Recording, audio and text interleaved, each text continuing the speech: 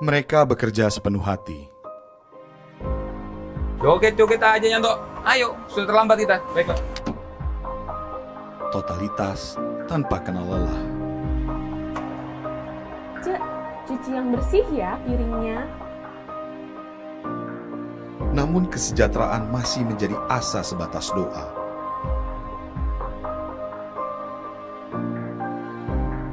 Mbak, jamu mbak. Karena mereka belum terlindungi. Saya harus kasih sesuatu untuk masa depan Yanto. Gaji yang selama ini aku berikan, apa cukup ya untuk hari tua Sri? Kalau Wahyu jatuh dan gak bisa kerja lagi, bagaimana masa depan keluarga si Wahyu? Semoga jualanmu ini laku terus Mbak Mar.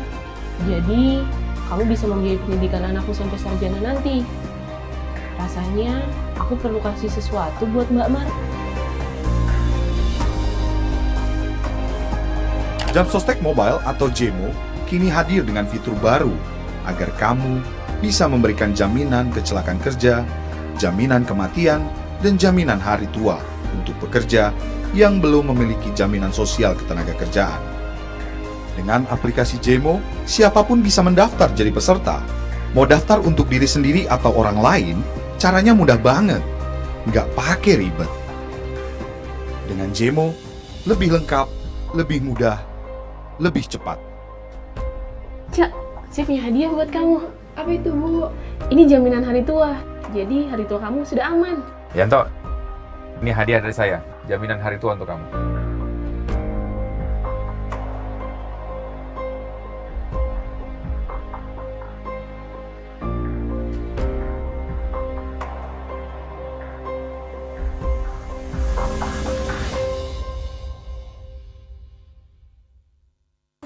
Pak, hati-hati yo.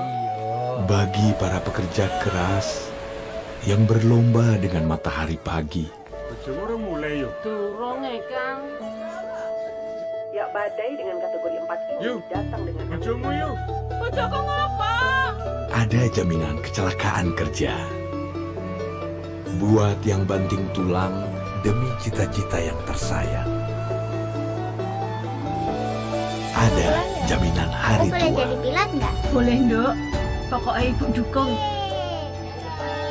Hati-hati, Pak. Untuk yang memutar roda mengejar rezeki, nggak khawatir jalani hari. Ada jaminan kematian dan beasiswa 2 anak. BPJS Ketenagakerjaan agar mereka bisa kerja keras bebas cemas. Pasti aman, pasti cair, pasti tenang. Perlindungan pekerja sejahtera. BPJS Ketenagakerjaan. In every journey, when steel wheels turn, cutting across the horizon, between day and night, they travel, delivering a peace of mind. With every turn of the wheels, there are extraordinary people working tirelessly behind the scenes.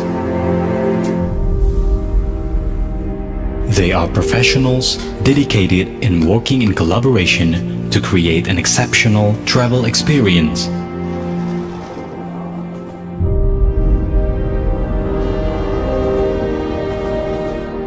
They are the ones who uphold the highest standards of safety and service excellence. They are the ones who set everything in motion before the train wheels speed along the tracks. Attentive in every detail, making certain nothing is left behind in any journey. They understand the value of every opportunity, and so they remain steadfast in their commitment to punctuality.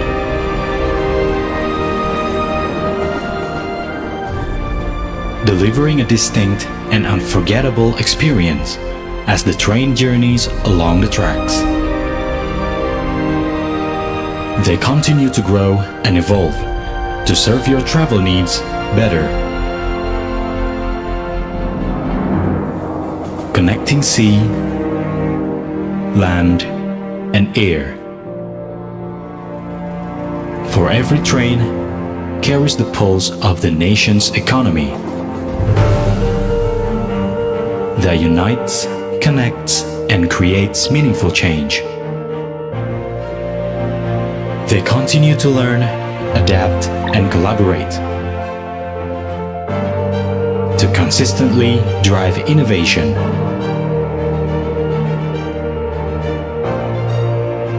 Making the most of every opportunity, delivering solutions to elevate service quality.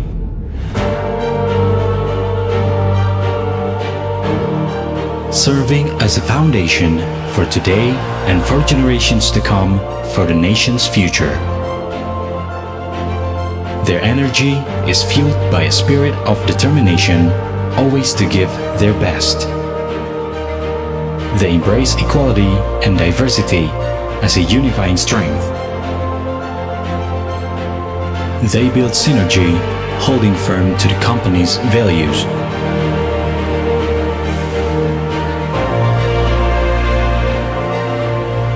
Standing at the forefront, building the nation toward the global stage.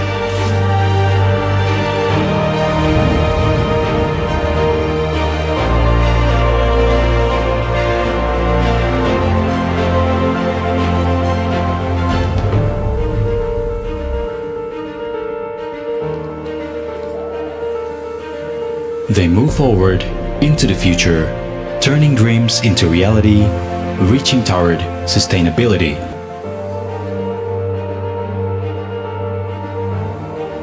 They are always present, bringing warmth, empowering and offering strength.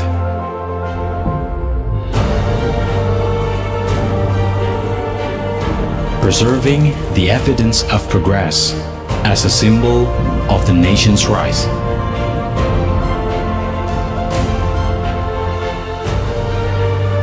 They set new standards and create unforgettable moments.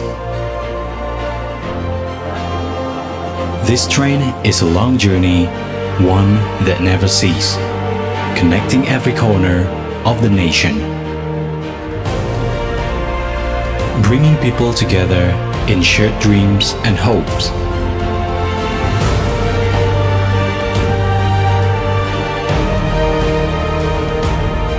Preserving every story so it may one day become tangible proof of the greatness of the nation's civilization. They are our strength to become a world-class operator. Kereta Api Indonesia, connecting the nation, driving the future.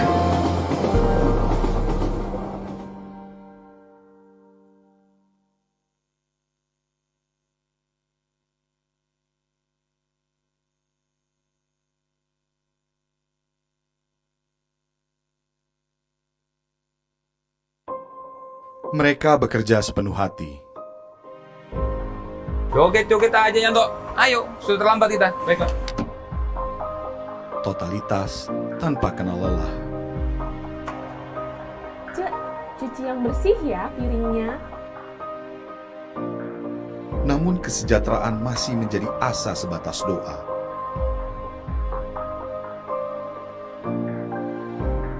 Mbak, jamu mbak. Karena mereka belum terlindungi. Saya harus kasih sesuatu untuk masa depan nyata. Gaji yang selama ini aku berikan, apa cukup ya untuk hari tua Sri? Kalau Wahyu jatuh dan gak bisa kerja lagi, bagaimana masa depan keluarga si Wahyu? Semoga jualanmu ini laku terus Mbak Mar. Jadi kamu bisa membiayai pendidikan anakku sampai sarjana nanti. Rasanya aku perlu kasih sesuatu buat Mbak Mar. Jam Sostek Mobile atau JEMO kini hadir dengan fitur baru agar kamu bisa memberikan jaminan kecelakaan kerja, jaminan kematian, dan jaminan hari tua untuk pekerja yang belum memiliki jaminan sosial ketenagakerjaan. Dengan aplikasi JEMO, siapapun bisa mendaftar jadi peserta. Mau daftar untuk diri sendiri atau orang lain, caranya mudah banget, nggak pakai ribet. Dengan JEMO, lebih lengkap, lebih mudah, lebih cepat. Cak, saya punya hadiah buat kamu. Apa itu, Bu? Ini jaminan hari tua. Jadi hari tua kamu sudah aman. Yanto, ini hadiah dari saya. Jaminan hari tua untuk kamu.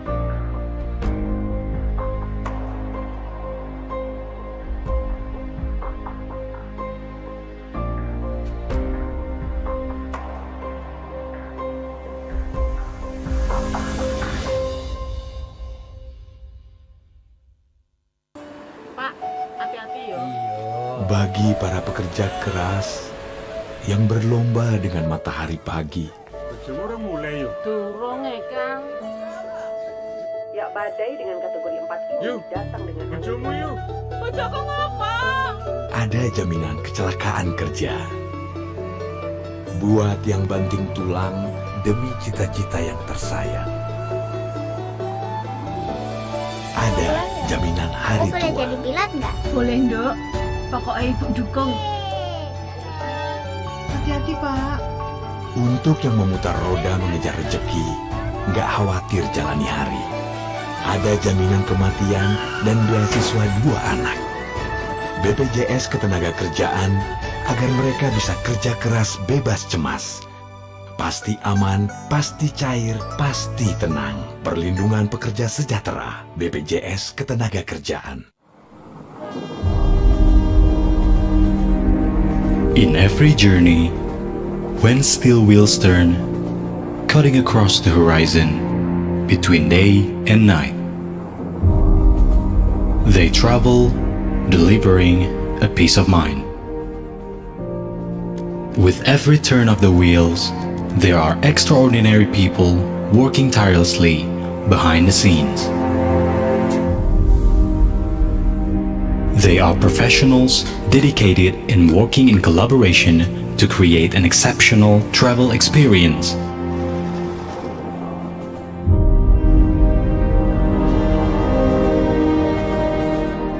They are the ones who uphold the highest standards of safety and service excellence.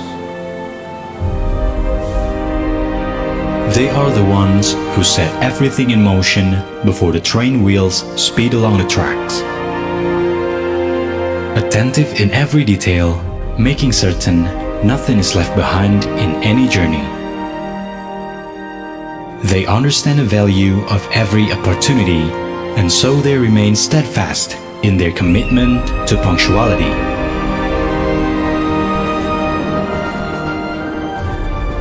Delivering a distinct and unforgettable experience as the train journeys along the tracks.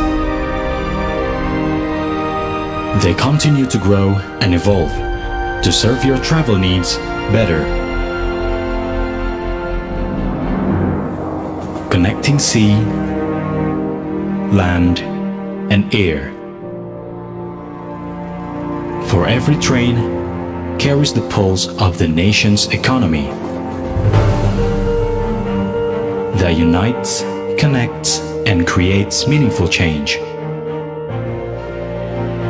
They continue to learn, adapt, and collaborate to consistently drive innovation.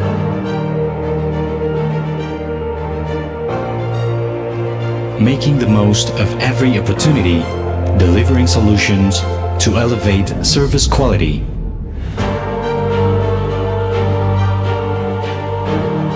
Serving as a foundation for today and for generations to come for the nation's future.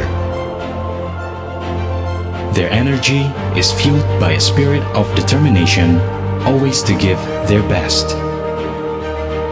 They embrace equality and diversity as a unifying strength. They build synergy, holding firm to the company's values.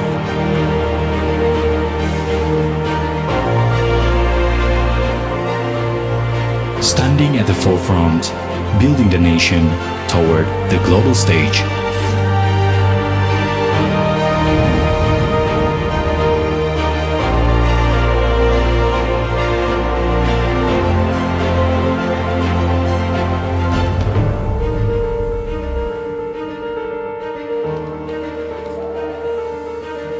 They move forward into the future turning dreams into reality, reaching toward sustainability.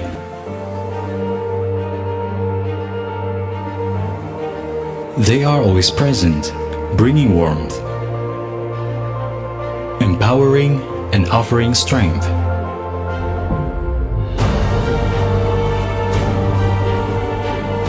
Preserving the evidence of progress as a symbol of the nation's rise.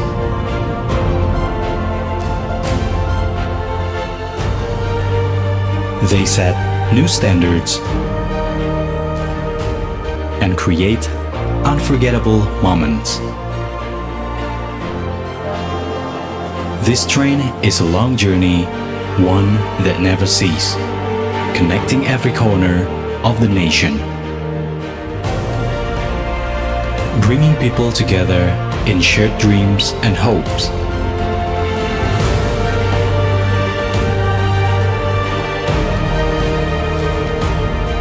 Preserving every story so it may one day become tangible proof of the greatness of the nation's civilization. They are our strength to become a world-class operator. Kereta Api Indonesia, connecting the nation, driving the future.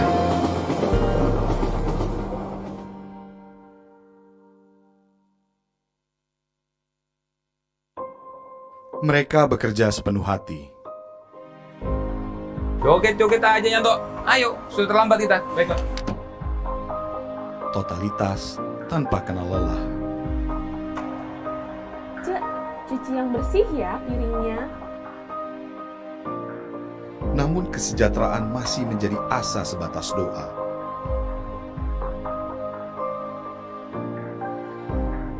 Mbak, jamu mbak.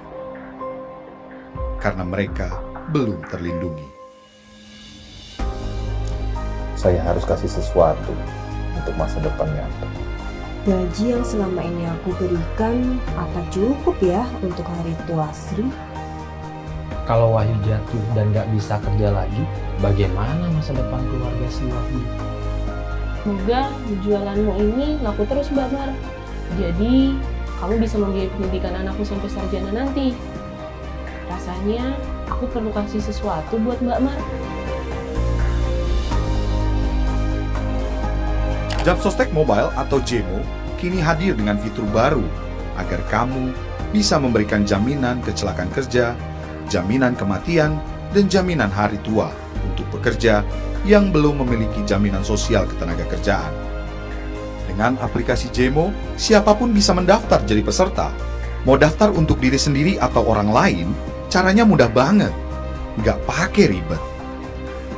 Dengan JMO, lebih lengkap, lebih mudah, lebih cepat. Cak, saya punya hadiah buat kamu. Apa itu, Bu? Ini jaminan hari tua. Jadi hari tua kamu sudah aman.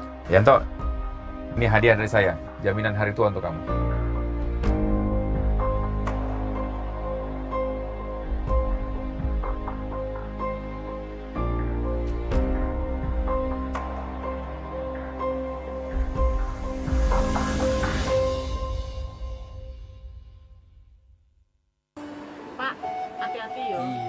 Bagi para pekerja keras yang berlomba dengan matahari pagi, Ladies and gentlemen, we would like to inform you that the event is about to begin. We kindly request all participants who are still outside the room. ada jaminan kecelakaan kerja. Thank you. Buat yang banting tulang demi cita-cita yang tersayang. Ada jaminan hari tua. Boleh jadi pilot nggak? Boleh, Dok. Pokoknya Ibu dukung. Hati-hati, Pak. Untuk yang memutar roda mengejar rezeki, nggak khawatir jalani hari. Ada jaminan kematian dan beasiswa 2 anak. BPJS Ketenagakerjaan agar mereka bisa kerja keras bebas cemas. Pasti aman, pasti cair, pasti tenang. Perlindungan pekerja sejahtera. BPJS Ketenagakerjaan. In every journey, when steel wheels turn, cutting across the horizon, between day and night, they travel delivering a peace of mind. With every turn of the wheels, there are extraordinary people working tirelessly behind the scenes. They are professionals dedicated in working in collaboration to create an exceptional travel experience.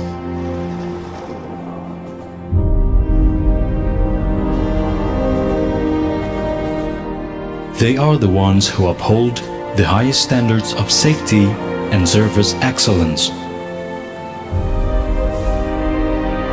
They are the ones who set everything in motion before the train wheels speed along the tracks. Attentive in every detail, making certain nothing is left behind in any journey. They understand the value of every opportunity, and so they remain steadfast in their commitment to punctuality.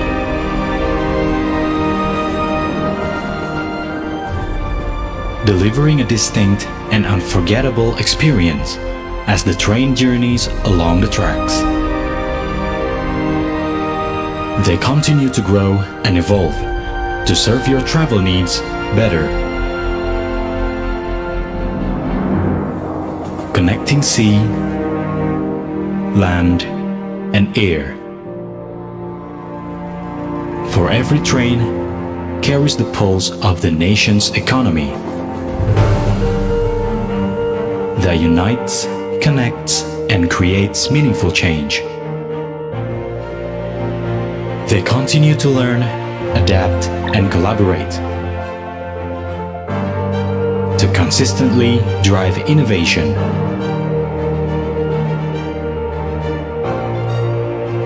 Making the most of every opportunity, delivering solutions to elevate service quality.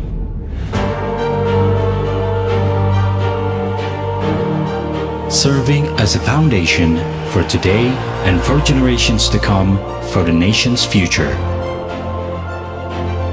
Their energy is fueled by a spirit of determination, always to give their best. They embrace equality and diversity as a unifying strength. They build synergy, holding firm to the company's values.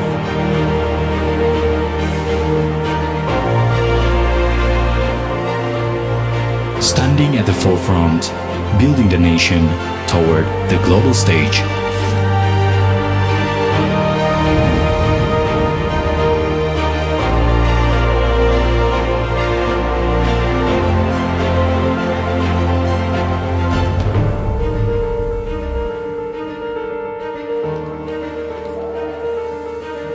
They move forward into the future, turning dreams into reality, reaching toward sustainability.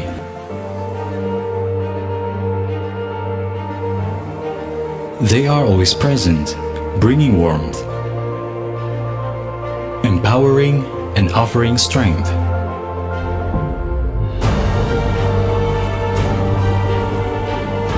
Preserving the evidence of progress as a symbol of the nation's rise.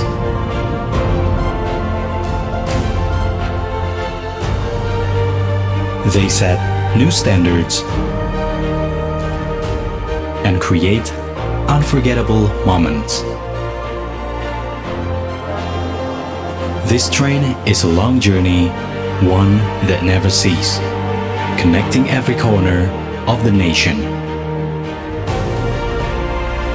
Bringing people together in shared dreams and hopes.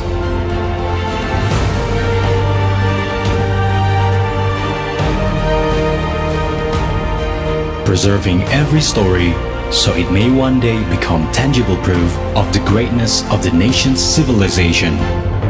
They are our strength to become a world-class operator. Kereta Api Indonesia, connecting the nation, driving the future.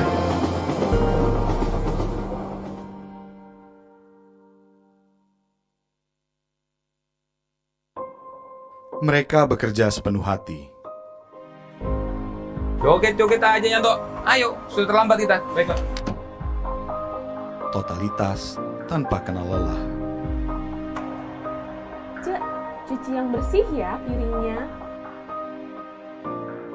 Namun kesejahteraan masih menjadi asa sebatas doa.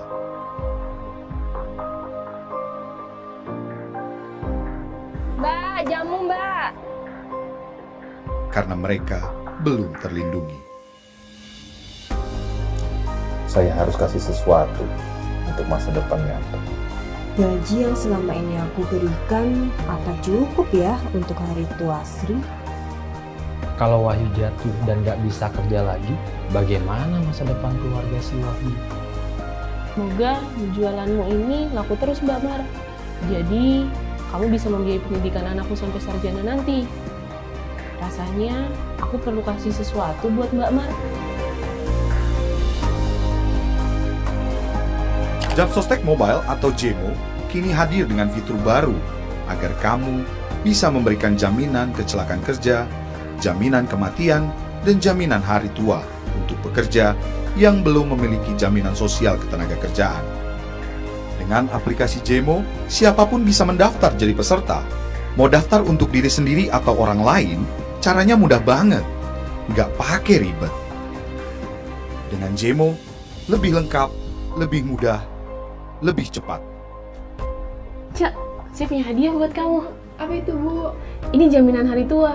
Jadi hari tua kamu sudah aman. Yanto, ini hadiah dari saya. Jaminan hari tua untuk kamu.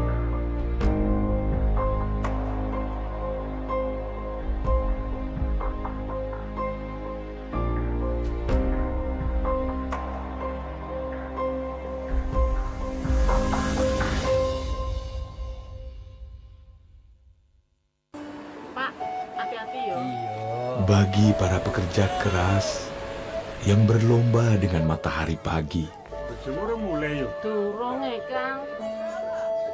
Ya, badai dengan kategori 4 ini datang dengan ada jaminan kecelakaan kerja.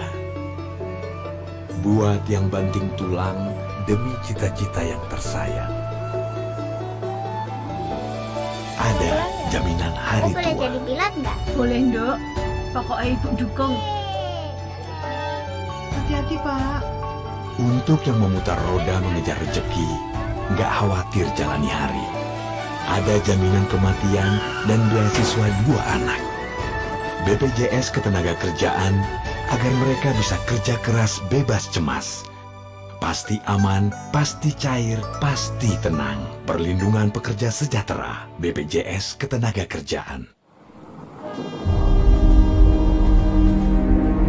In every journey, when steel wheels turn, cutting across the horizon between day and night,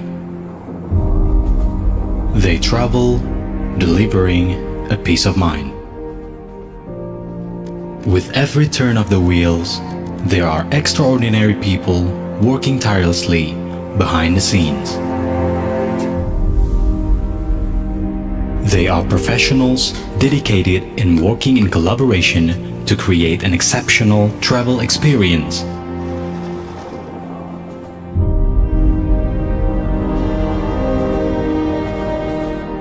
They are the ones who uphold the highest standards of safety and service excellence. They are the ones who set everything in motion before the train wheels speed along the tracks. Attentive in every detail, making certain nothing is left behind in any journey. They understand the value of every opportunity, and so they remain steadfast in their commitment to punctuality.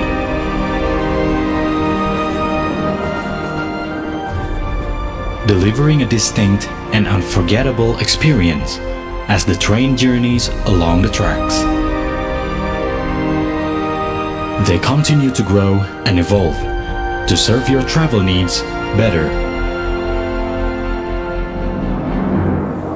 Connecting sea, land, and air. For every train carries the pulse of the nation's economy that unites, connects, and creates meaningful change. They continue to learn, adapt, and collaborate. To consistently drive innovation.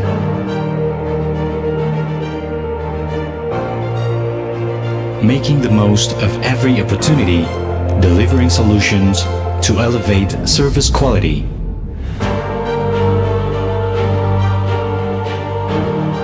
Serving as a foundation for today and for generations to come for the nation's future. Their energy is fueled by a spirit of determination, always to give their best. They embrace equality and diversity as a unifying strength. They build synergy, holding firm to the company's values.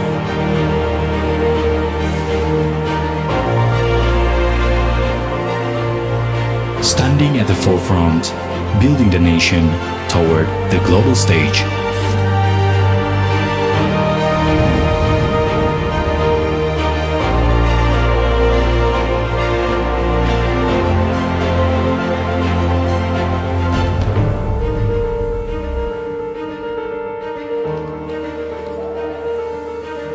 They move forward into the future, turning dreams into reality, reaching toward sustainability.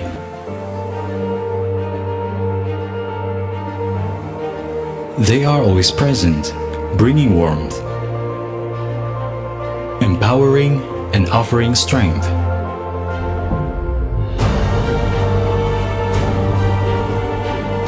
Preserving the evidence of progress as a symbol of the nation's rise.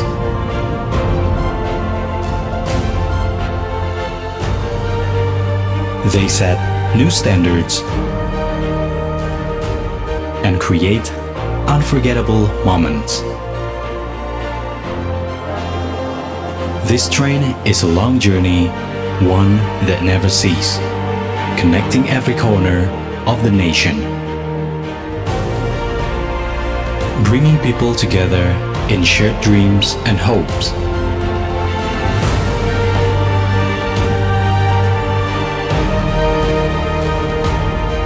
Preserving every story so it may one day become tangible proof of the greatness of the nation's civilization.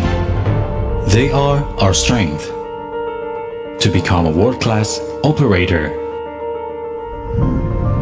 Kereta Api Indonesia, connecting the nation, driving the future.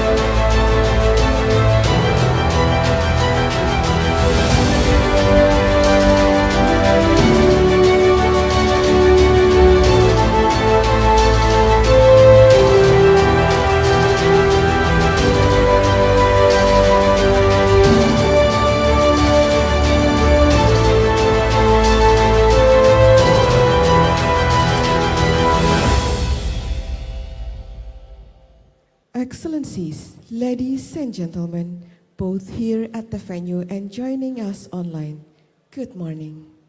The opening ceremony of the ICORE International Conference will begin shortly. Before we start, allow us to share a few reminders. For participants joining us virtually, please ensure that your microphone remains muted throughout the event. And please use the official ICORE 2026 virtual background. For participants attending in person, we kindly ask you to keep your mobile phones on silent mode and remain seated as we are about to begin. Before we begin, we would like to invite you to visit our exhibition located just outside the room.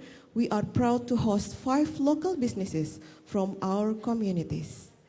Nutsafir Cookies, Mutiara Dwi Kristi, Ude Pasir Samudra Teluk Jor, Penginang Tenun Lombok, and Akila Lombok Pearl. Do time to stop by, see their products, and support our local entrepreneurs. If you have any questions during the event, please feel free to contact the committee or send your message through the chat room. Thank you for your kind attention. The opening ceremony will begin in just a few moments. Please stay with us.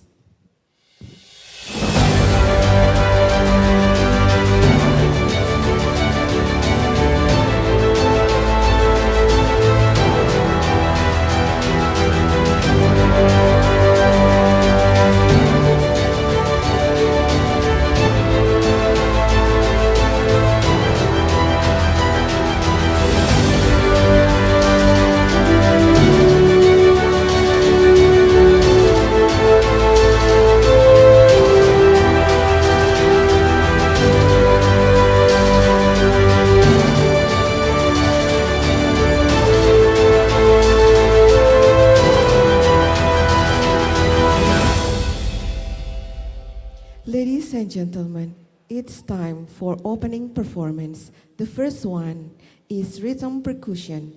The performance brings a brilliant traditional ex-modern combination featuring a unique blend of saron, flute, guitar, darbuka, and floor tom. They beautifully weave traditional heritage songs like Lombok's Inak Tengining and West Java's Manuk Dadali with modern contemporary beats, creating a vibrant crossover of sounds. The second one is Presian, a traditional Sasak customary combat art passed down through generations. The dual features of two papadu armed with rattan sticks and hide shields or ende, competing under a pakembar supervision. Originally a ritual to pray for rain and train courage, this tradition highly values sportsmanship and brotherhood, showcasing Lombok bravery and unity to the world. Excellencies, ladies and gentlemen, please enjoy a special opening performance.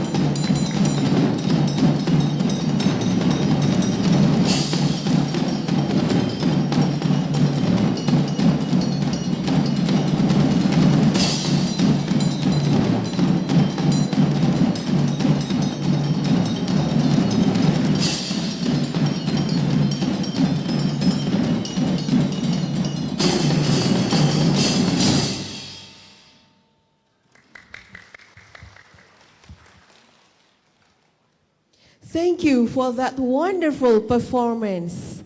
Excellencies, ladies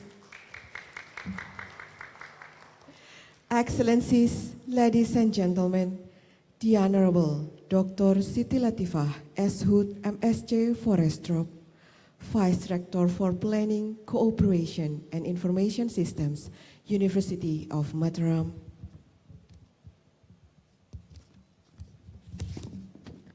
The Honorable, our keynote speakers, Mr. Suirwan from BPJS Ketenagakerjaan. The Honorable, our plenary speakers, Associate Professor Dr. Roslina Kamaruddin from UUM and Prof. Uang Penggang from Hebei University. Our distinguished representative from our 3 university partners, Professor Wiwi Rabiatul Adawiyah, Dean of University Jenderal Sudirman, Associate Professor Dr. Roslina Kamaruddin, Deputy Dean Universitas Utara Malaysia, and Prof. Zhu Changchun, Deputy Dean Hebei University, and all co-hosts and participants. Welcome to the ICORE International Conference, Reimagining Local Economics for Sustainable Global Development.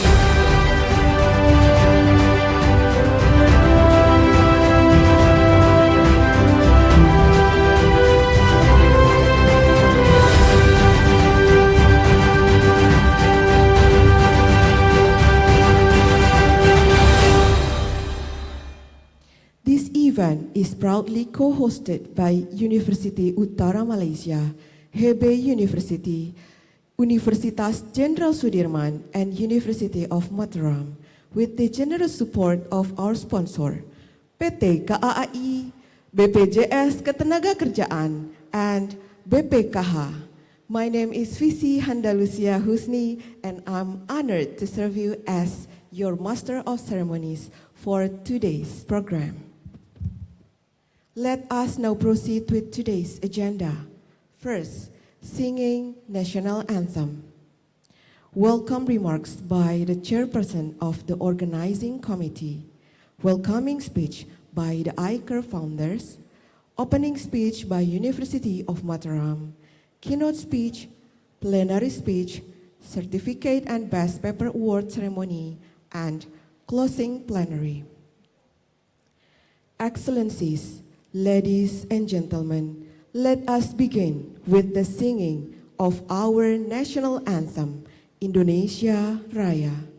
I kindly invite all participants to join respectfully. Please remain standing until the anthem has concluded.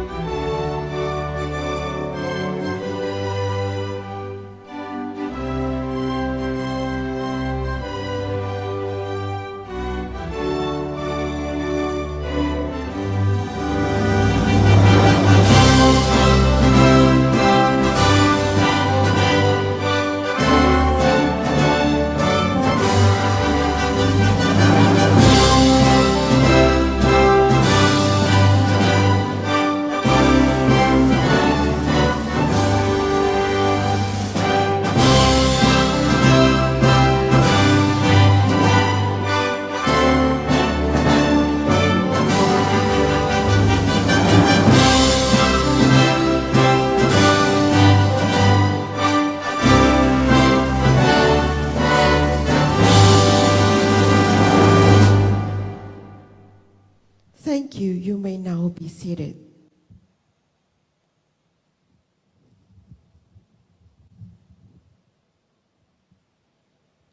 At this time, we would like to invite the chairperson of the organizing committee to deliver her welcome remarks. Please welcome and give a round of applause to Kiki Sri Rejeki, PhD.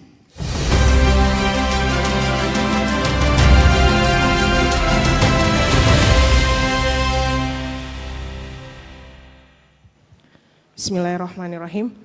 Excellencies, distinguished guests, ladies and gentlemen, Prof. as the Dean of Faculty of Economics and Business, Universitas Jenderal Sudirman, Dr. Siti Latifah, the Vice Rector for Planning, Partnership and Information System, Universitas Mataram, our local host partner, the delegations from Hebei University of China, and then also delegations from Universiti Utara, Malaysia.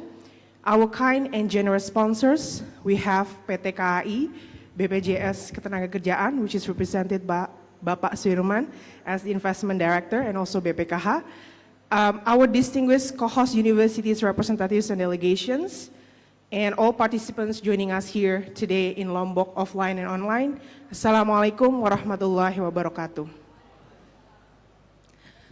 Ladies and gentlemen, it is my honor to welcome you to the 8th International Conference on Rural Economic Development and Entrepreneurships, or we call it ICORE, which is a part of the series of events that we have this year as a joint international conference combining the 8th ICORE and the 2nd International Conference on Sustainable Economics Management or Accounting, or we call it ICSEMA.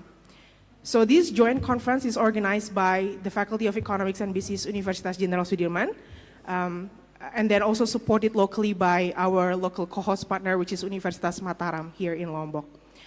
ICORE is a biennial conference that rotates its hosting responsibilities every 2 years among its founding institutions. They are Universitas Jenderal Sudirman, Universiti Utara Malaysia, and then Hebei University, and this year is our turn to host this event. And I believe that 2 years from now, we look forward to joining our college from Hebei Universities that will carry the torch for the next ICORE. Ladies and gentlemen, this year is particularly very special as we bring two joint conferences together. As I mentioned, we have the 8th ICORE and also 2nd ICSEMA. And earlier this year, on the 1st of July 2026, we held ICSEMA in Purwokerto, where we discussed how economics, management, and accounting can serve a more sustainable future. And today, we continue here in Lombok for the ICORE, adding the perspective of rural development and also entrepreneurship to that same conversation. So 2 conferences, 2 cities, but 1 directions. And that direction is captured with our sharing team. The shared team for this year is Reimagining Local Economies for Sustainable Global Development. So we choose this theme because at the end of the day, we believe that sustainability is not an abstract goal.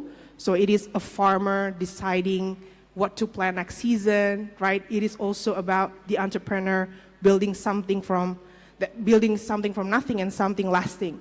So these are the stories that ICORE exists to understand, and these are the conversations we are here to have.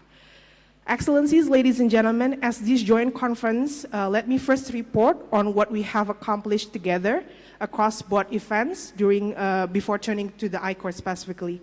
So across ICSEMA and ICORE, we received more than 400 papers, but eventually 329 papers passed the review point. 295 papers have been presented online on the 1st of July, and 34 will be presented offline here in Lombok.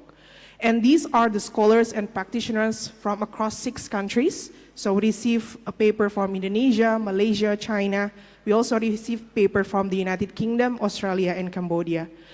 And almost 500 participants registered across both events, and not to mention those watching us from YouTube streaming, because we have also YouTube streaming and also the Zoom meeting.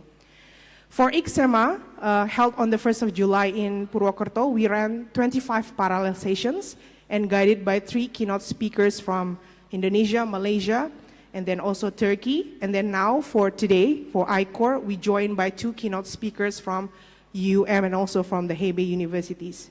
So this is our 8 editions of ICORE, which means that ICORE has been asking the hard questions for some times now. And so we do really hope that it's going to be moving forward and stronger in the next coming year. Excellencies, ladies and gentlemen, a conference of these skills comes together through collective efforts, trust, and also generosity.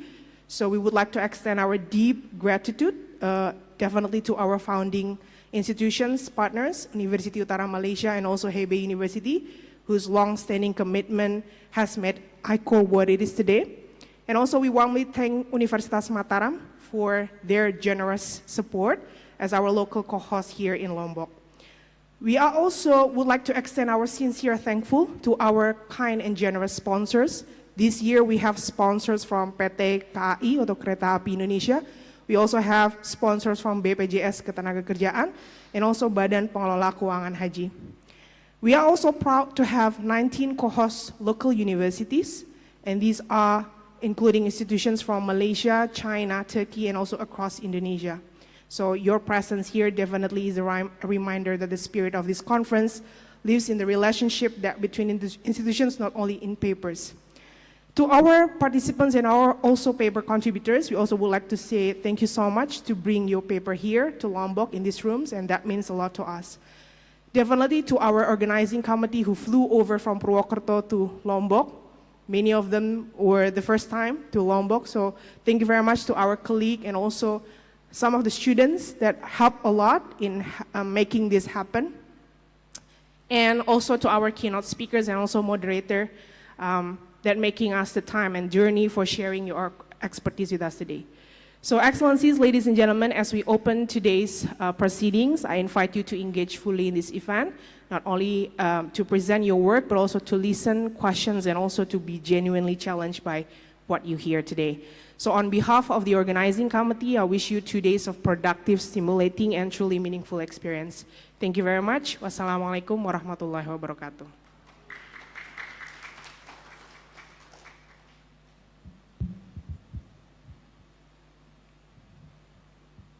Thank you, Mrs. Kiki, for your insightful message.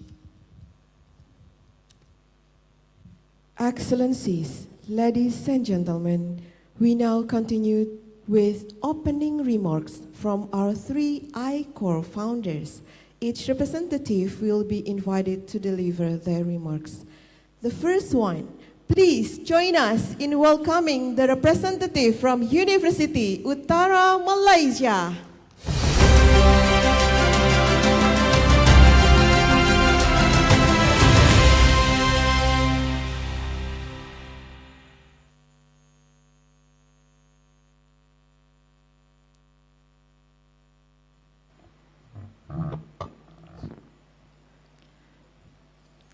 Thank you, Master of Ceremony. Okay. Assalamualaikum warahmatullahi wabarakatuh, and very good morning. Prof. Dr. Wiwik Robiatul Adawiyah, Dean Faculty of Economics and Business, Universitas Jenderal Sudirman, Dr. Siti Latifah, Rector of Universiti Mataram, Prof. Zhu Zhangchun, Deputy Dean, School of Economics, Hebei University, representative from co-host universities, respected conference participants, and ladies and gentlemen.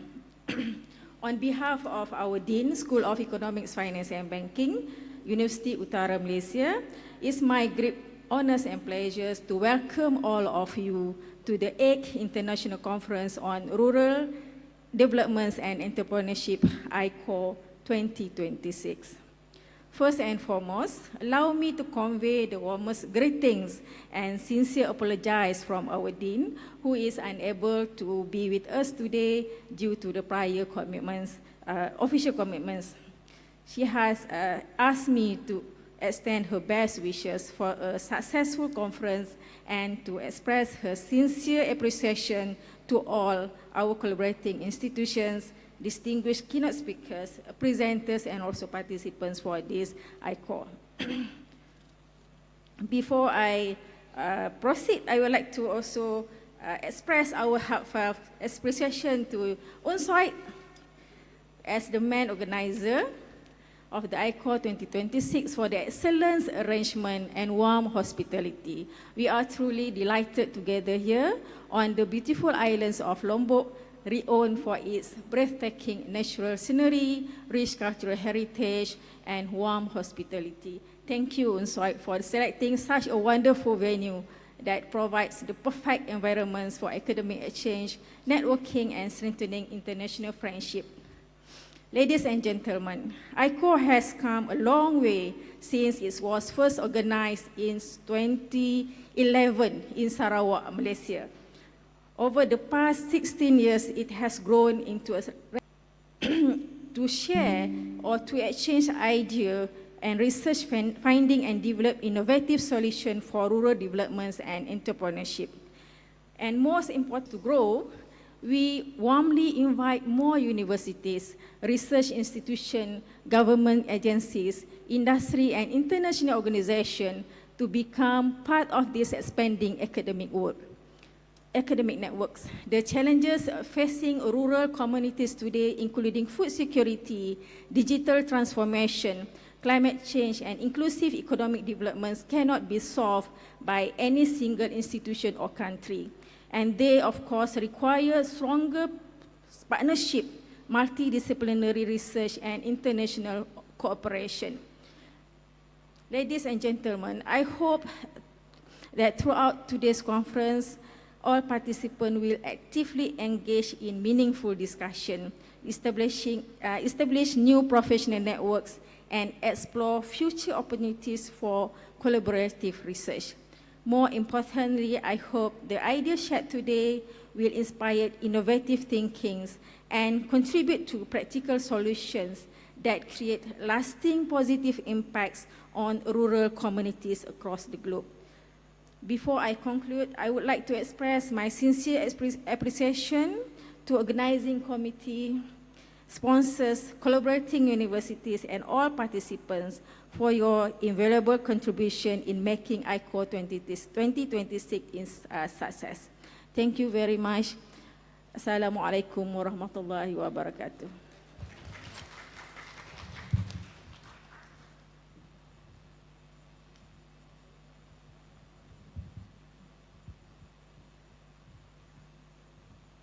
Thank you so much, Dr. Roslina. Next, please join us in welcoming the representative from Hebei University.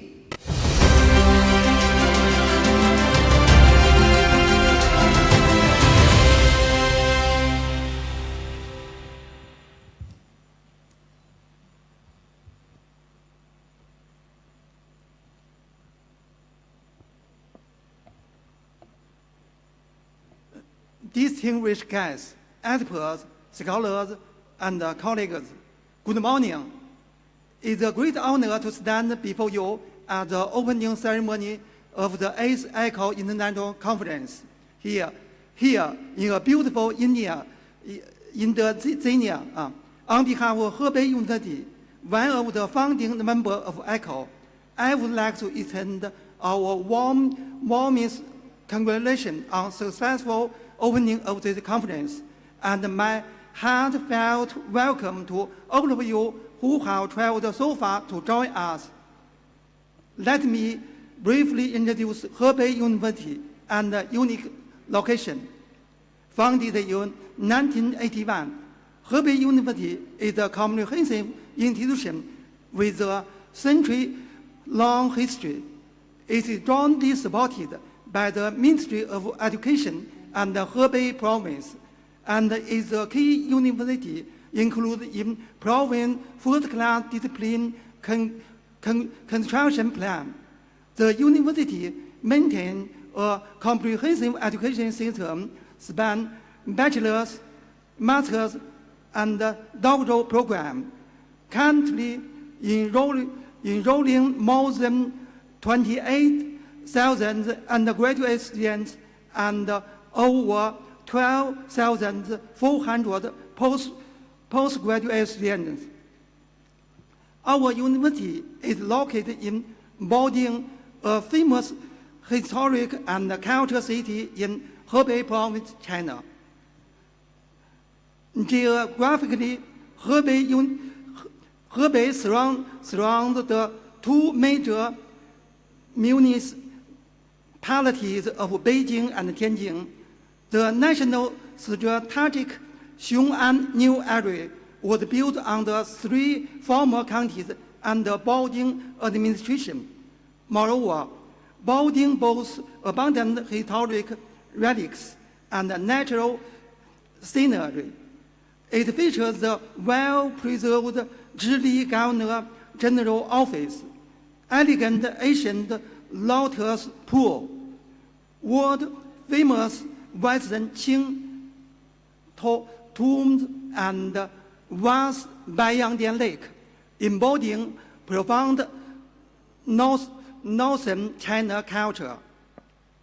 Today, the 8th ICORE brings us together on the lovely island of Rome. We sincerely thank the local organizers for their meticulous preparation and thoughtful hospitality.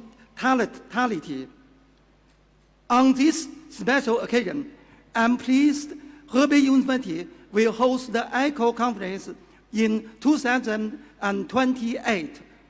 The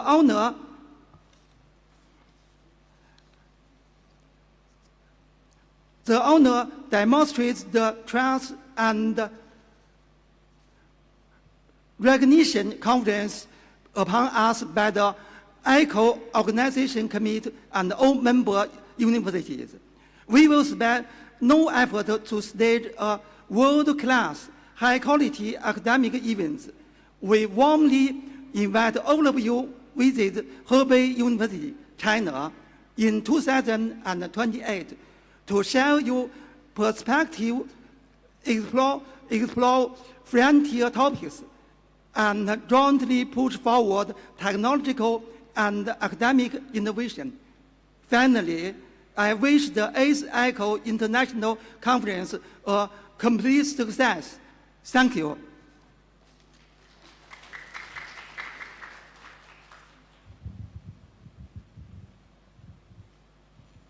Thank you so much, Prof. Zhu.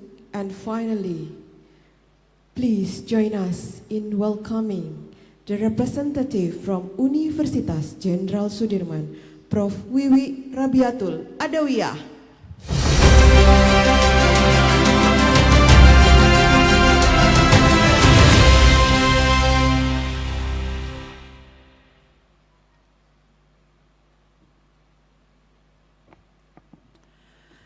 Bismillahirrahmanirrahim. Assalamualaikum warahmatullahi wabarakatuh. Good morning, very good morning, and greetings to everyone.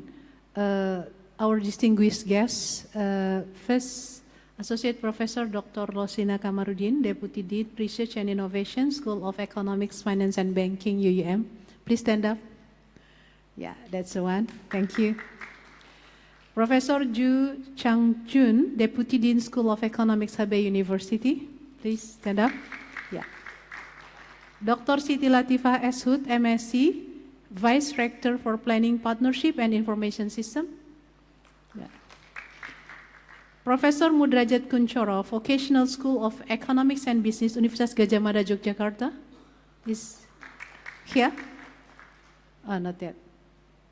And then Professor Suryanto, Master Program Coordinator, Universitas 11 Maret, Surakarta. Their co-host. And then Professor Dr. Istianingsih, Vice Rector of Academic Affairs, Universitas Bayangkara, Jakarta Raya. Prof. Isti. Okay. And then Dr. Edi Suroso, Program Coordinator, Master of Management, Universitas Siliwangi, Tasikmalaya. Thank you. Yeah, stand up. Thank you. And then Professor Dr. Muhammad Franz Romi, Dean of EB, Universitas Jenderal Ahmad Yani. Dr. Franz, yeah, thank you, at the back there. And then Professor Dr. Mahirun, Dean of FEB, Universitas Pekalongan. Professor Mahirun is here? Oh, not yet, yeah. I think the exhibition is very interesting outside. So. And then our sponsors, our keynote speaker, Dr. Suirman from BPJS. Thank you for coming. Invited guests, fellow academics, researchers, practitioners, students, and participants. On behalf of Faculty of Economics, Universitas Jenderal Sudirman, it is my pleasure to welcome you to the 8th International Conference on Rural Development and Entrepreneurship, or ICORE, held jointly with the 2nd International Conference on Sustainable Economics Management and Accounting, or ICSEMA. So we are pleased to organize the conference together with our long-standing academic partners. I would like to express our sincere appreciation to UUM, and then Hebei University and Universitas Mataram, as well as to all co-host institutions, committee members, reviewers, speakers, and participants who have contributed to this event. Thank you so much. This year's discussion invites us to reimagine local economies. That's why we have the small medium enterprises exhibitions outdoors in the context of sustainable global development, and to consider how finance, policy, and responsible business practices can support the green transition. Local economies should not be viewed merely as recipients of national and global policies. They are also sources of knowledge, experimentations, and innovations. I hope the discussion today, or over the next 2 days, will lead to stronger research networks, joint publications, comparative studies, faculty and student exchanges, and partnerships involving government, industries, and local communities. To all participants, thank you for being part of this conference and for contributing your knowledge and experience. Once again, welcome to join International Conference of 8th ICORE and 2nd ICSEMA. Thank you. Assalamualaikum warahmatullahi wabarakatuh.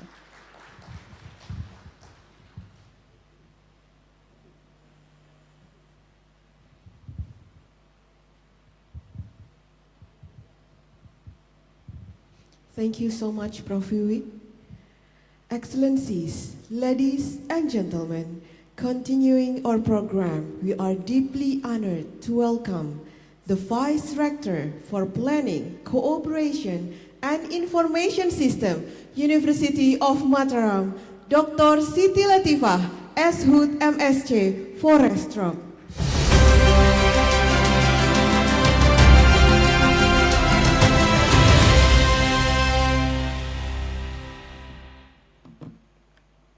Bismillah.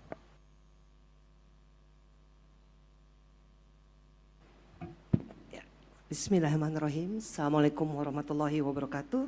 Salam sejahtera bagi kita semua. Salam Om Swastiastu. Namo Buddhaya, salam kebajikan, and good morning and warm greeting to everyone. Distinguished representative of Universitas Jenderal Sudirman, Universiti Utara Malaysia, Hebei University China, distinguished representative of co-host university. We have here today's from University of Gajah Mada, Universitas 11 Maret, Universitas Bayangkara, Universitas Siliwangi, Universitas Jenderal Ahmad Yani, and Universitas Pekalongan. Respected keynote speaker, we have here from BPJS, and then invited speaker from Bank Indonesia, Istanbul Gelo University, from Universiti Utara Malaysia, Hebei University, and also Bank Indonesia. Ladies and gentlemen, first and foremost, let us express our deepest gratitude to Almighty God for His blessing and mercy, which allow us to gather here today in good health. So, University Mataram is truly honored to serve as a partner this important joint international conference. So we extend our sincere appreciation to Universitas Jenderal Sudirman as the main host, especially for the Dean of the Faculty of Economic and Business, Professor Wiwi Rabiatul Adawiyah, for its leadership, commitment, and trust in involving Universitas Mataram in these meaningful academic collaborations. So we would like to warmly acknowledge our international partner from Universiti Utara Malaysia and Hebei University. Your participants reflects the strong international spirit of this conference and demonstrates our shared commitment to advancing knowledge, strengthening institutional partnerships, and addressing challenges that extends beyond national borders. Distinguished guests, the themes addressed through ICORE and ICSEMA are highly relevant to the challenges faced by societies around the world today. So rural development and entrepreneurship play an essential role in creating employment, reducing inequality, strengthening the local communities, and improving the well-being of communities. So at the same time, sustainable economics, management, and accounting are increasingly important in ensuring that economic growth is responsibility, inclusive, transparent, and environmentally conscious. So these are particularly significant for regions such as West Nusa Tenggara, where Universiti Mataram located. So where rural communities, local enterprise, agriculture, tourism, and the creative economy contribute greatly to the regional development. So we believe that universities have a responsibility not only to produce knowledge, but also to ensure that this knowledge creates practical and sustainable benefit for society. So therefore, we hope these conferences will serve as more than academic gathering. So they should become dynamic platform for exchanging idea, presenting innovative research, discussing practical solutions, and developing meaningful collaborations among scholars, practitioners, policymakers, students, and other stakeholders. So we also hope that the knowledge shared here will contribute to more inclusive rural development, stronger entrepreneurships, ecosystems, and more sustainable economic and organizational practices. Ladies and gentlemen, international conference such as ICORE and ICSEMA also remind us that many of today's challenges cannot be addressed by only one institutions, disciplines, or country alone. So collaborations is essential. By bringing together participants from different academic backgrounds, institutions, and countries, we can learn from one another and develop solutions that are innovative, relevant, and responsive to the needs of our communities. To all keynote speakers, presenters, researchers, and participants, thank you for sharing your valuable knowledge, experience, and perspective. Your active participation is the foundations of the success of this conference. Finally, allow me once again to extend a very warm welcome to all of you. For those joining us from outside the regions, welcome to Lombok and West Nusa Tenggara. So Lombok is blessed with a beautiful natural landscape, rich culture, and also warm hospitality. So we sincerely hope that your participation in these conferences will be both professionally enriching and personally memorable.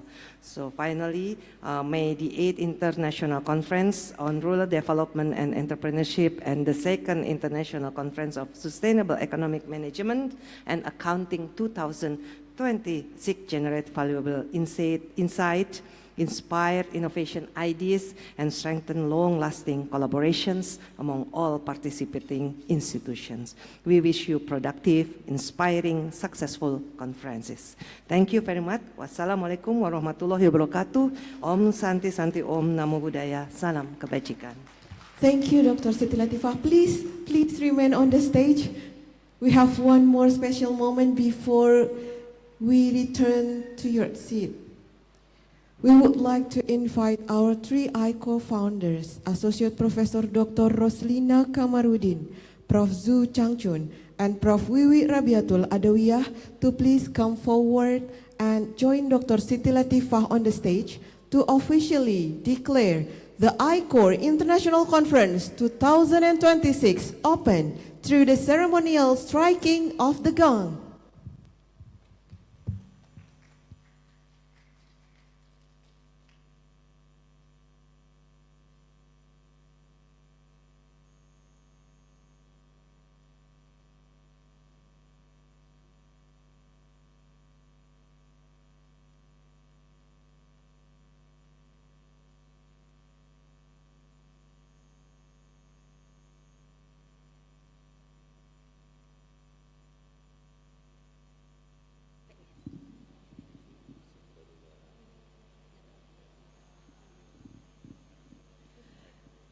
Bismillahirrahmanirrahim. In the name of God, the most gracious and merciful, by reciting Bismillahirrahmanirrahim, I would like to declare that ICORE is launched.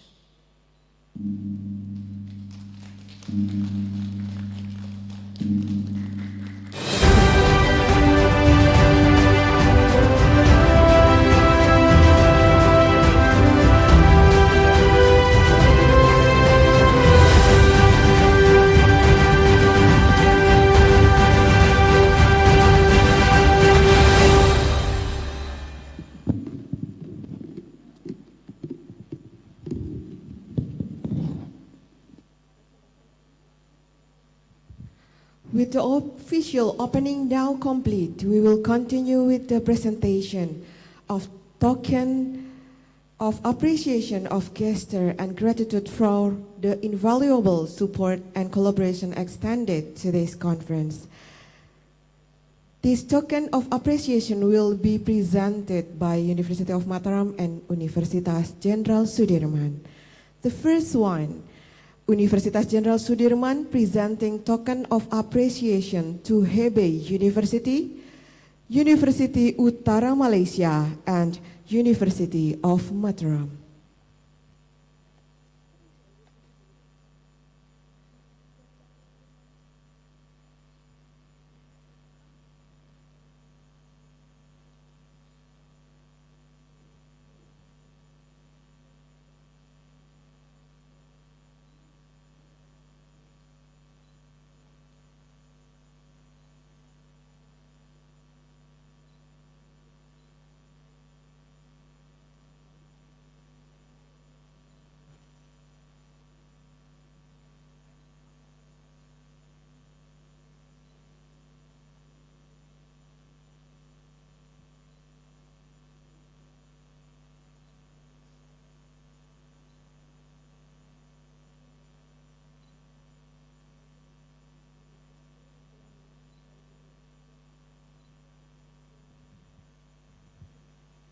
Thank you. The second one.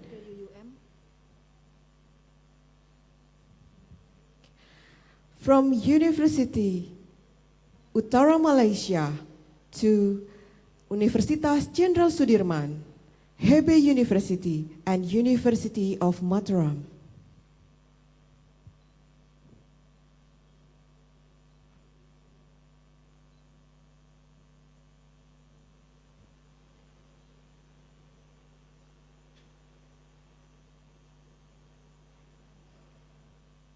Hebei University.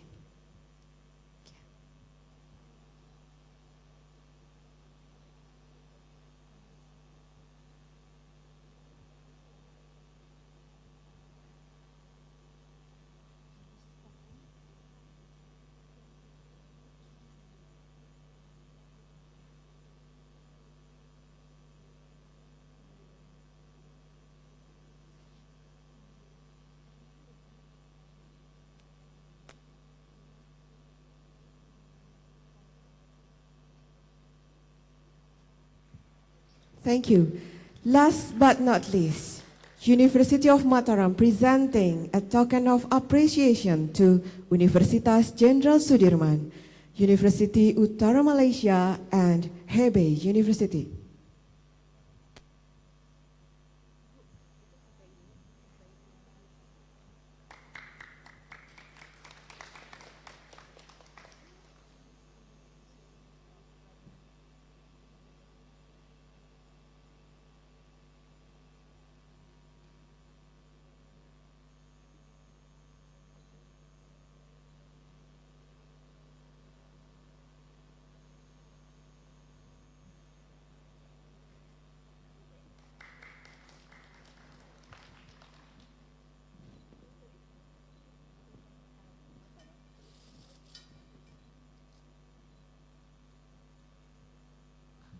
Okay, one more time, University of Mataram presenting a token of appreciation to Universitas Jenderal Sudirman, Universiti Utara Malaysia, and Hebei University.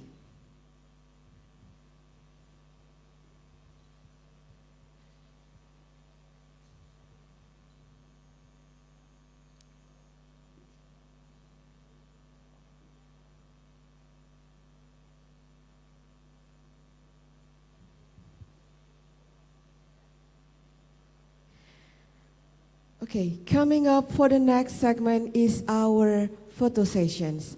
For our online participants, kindly turn on your camera. For the participants at the venue, we kindly ask for the committee assistance in gathering on the stage.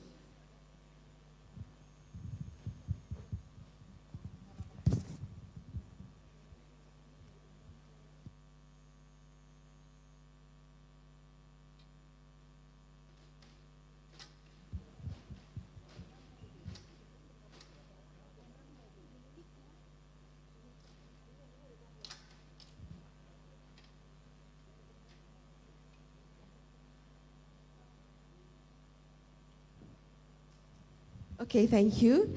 Coming up for the next segment is our photo session. For the participant at the venue, we kindly ask for the committee's assistance in gathering on the stage. Please,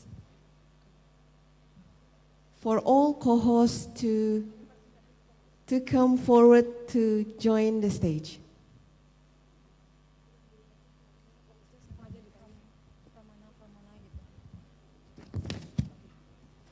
Ladies and gentlemen, we welcome you to come on stage for our photo sessions. Please do come on stage.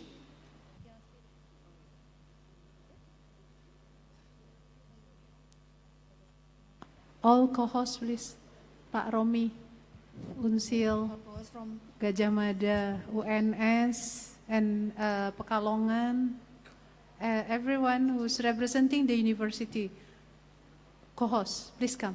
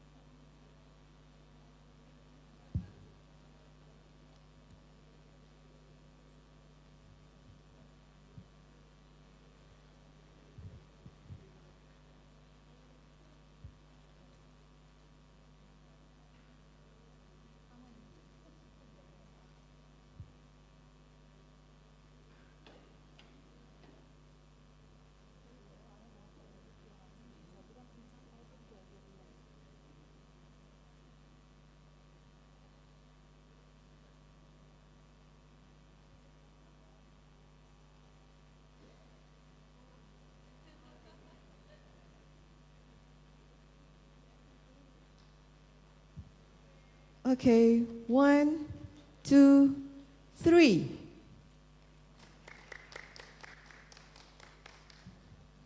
One more. Okay. 1, 2, 3.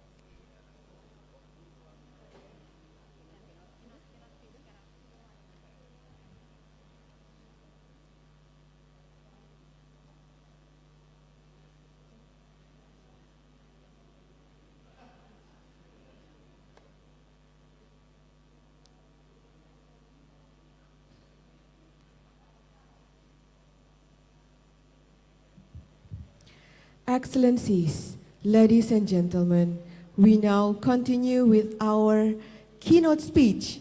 Please welcome Mr. Suirwan, Direct Investment Deputy, BPJS Ketenagakerjaan.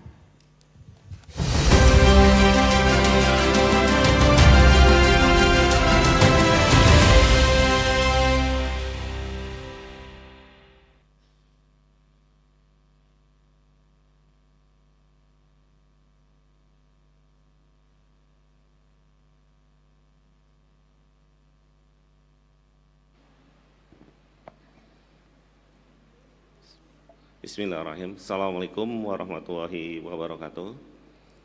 The Honorable Professor Wiwi Rabiatul Adawiyah, MSc,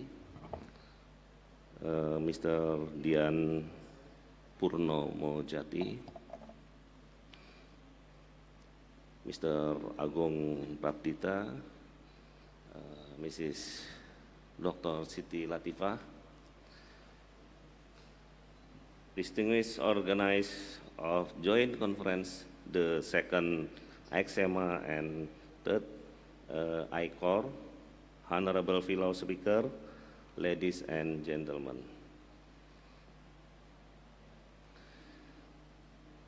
It's a privilege to stand before a community devoted to rural development and entrepreneurship. My name is Suirwan, and I serve as Deputy for Direct Investment at BPJS Ketenagakerjaan, Indonesia Social Security Agency for Worker. This morning, I would like to share a simple conviction that sits at the very center of our theme, Reimagining Local Economies for Sustainable Global Development. It is the strong local economics are not built on capital alone, they are built on people who are protected. When we reimagine local economy, we are really asking how growth can be made inclusive and resilient, not merely fast. Over the next few minutes, I will show how protecting a worker become an investment in community around them, and how the fund worker entrust to us help financial the very development this conference champion. I have spent more than 28 years in the financial sector and a public institution across investment, risk management, law, compliance, and governance. Today, my responsibility is direct investment, ensuring that the 1 million of workers entrust to us are managed with discipline and integrity. I mention this not for own sake, but because everything I will say about investment rests on one principle I hold personally, that this is not our money. It is a promise. Our job is to make every rupiah worker entrust to us work hard for them and work safely. With that, let me turn to the heart of the matter, why protecting a worker matters to an entire economy. Yes, from worker protection to local resilience. Consider a silent worker in a coastal village, a fisher, perhaps a market trader. She support a household, she buy from local shop, her small income circumstance through the community. Now imagine one accident, one illness, or one lost job, with no safety net beneath her. The shock does not stop with her. It reaches her children's schooling, the micro-enterprising she buy from, and the local demand that keeps her neighbor employed. This is why Social Security is not charity and not merely a benefit payout. It is an economic infrastructure. It plays three roles at once. It absorbs shock so that one misfortune doesn't become many. It accumulates long-term capital from the contribution of workers and employers, and it channels that capital back a catalyst for development. Protect the worker and you establish the household, the enterprise, and the local economy around them. So, how do we deliver the protection? Yes, through the 5 programs. Yes, here 5 program of comprehensive protection. BPJS Ketenagakerjaan accompany a worker across the entire arc of working life. Rather than walk you through each program in detail, let me group them by risk they cover.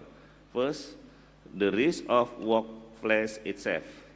The work accident and the death benefit, or we call JKK and JKKM, which protect a worker and their family where the unexpected happen. Second, the long horizon, old age, saving and pension, we call JHT and JP, which turn today contribution into security for tomorrow.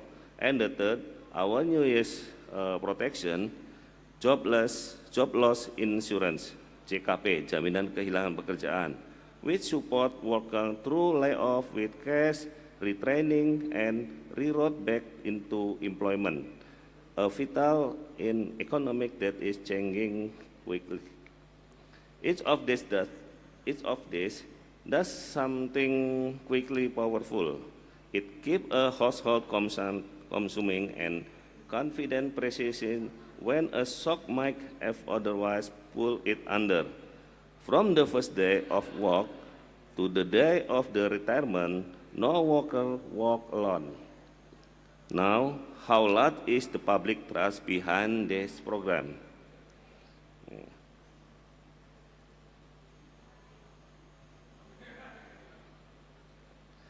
Yes, let me share 4 fingers, not to impress you, but to convey the weight of the responsibility.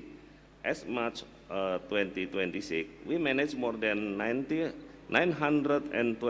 trillion rupiahs, roughly about 56 billion in US dollar, on behalf of over 45 million active workers.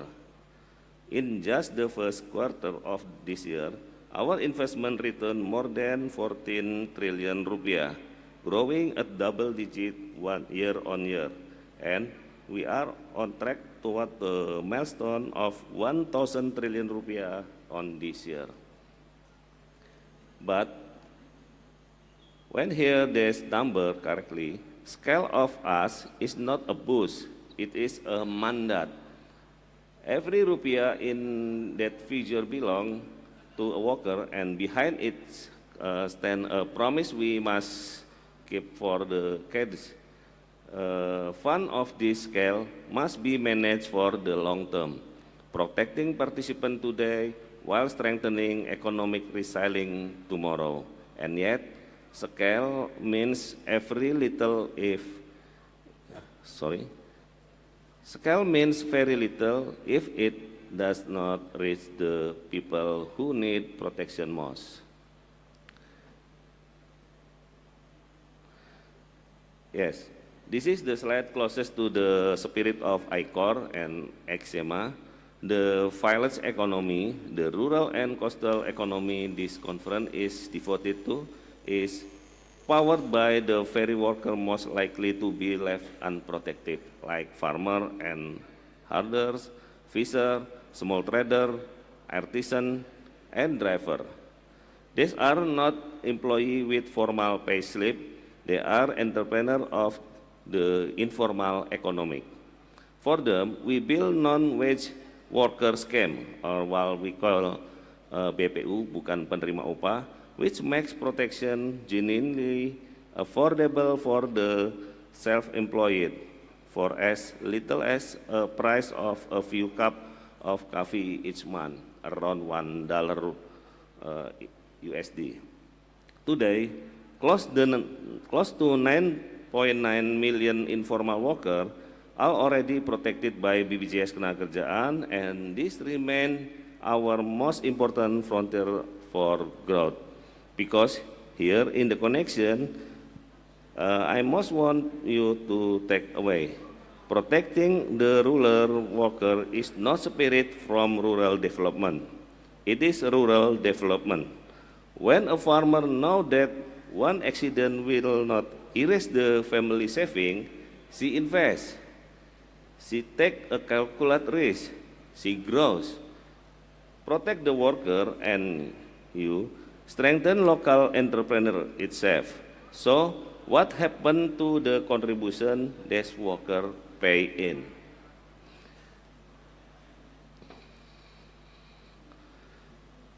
Here is the idea of the center of my talk.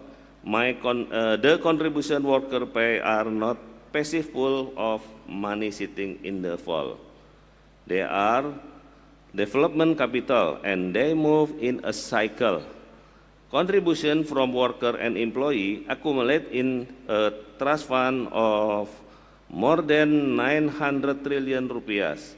That fund is invested prudently, and the large share, roughly 519 trillion rupiah, is placed in government security and government bond.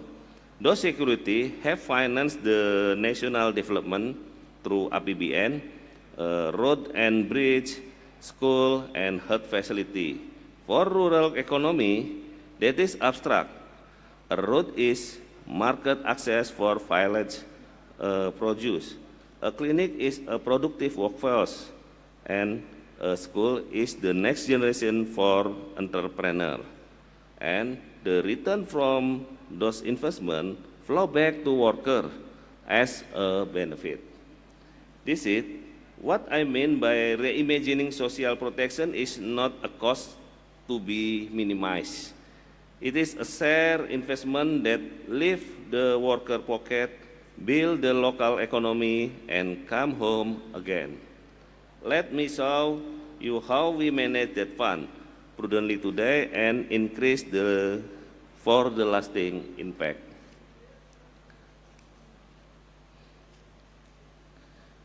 Yes, because this is worker money, our posture is deliberate conservative. Roughly 70% of the fund sit in fixed income and government security, chosen for security, safety, and liquidity before all else.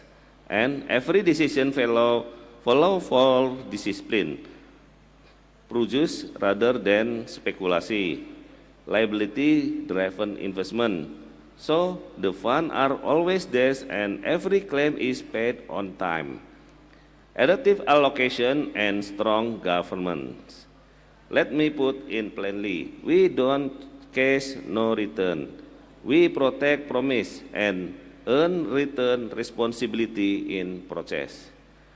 From that foundation of the safety, the next chapter is to move from a fund that is merely safe to one that is actively empowering, gradually and always measurably.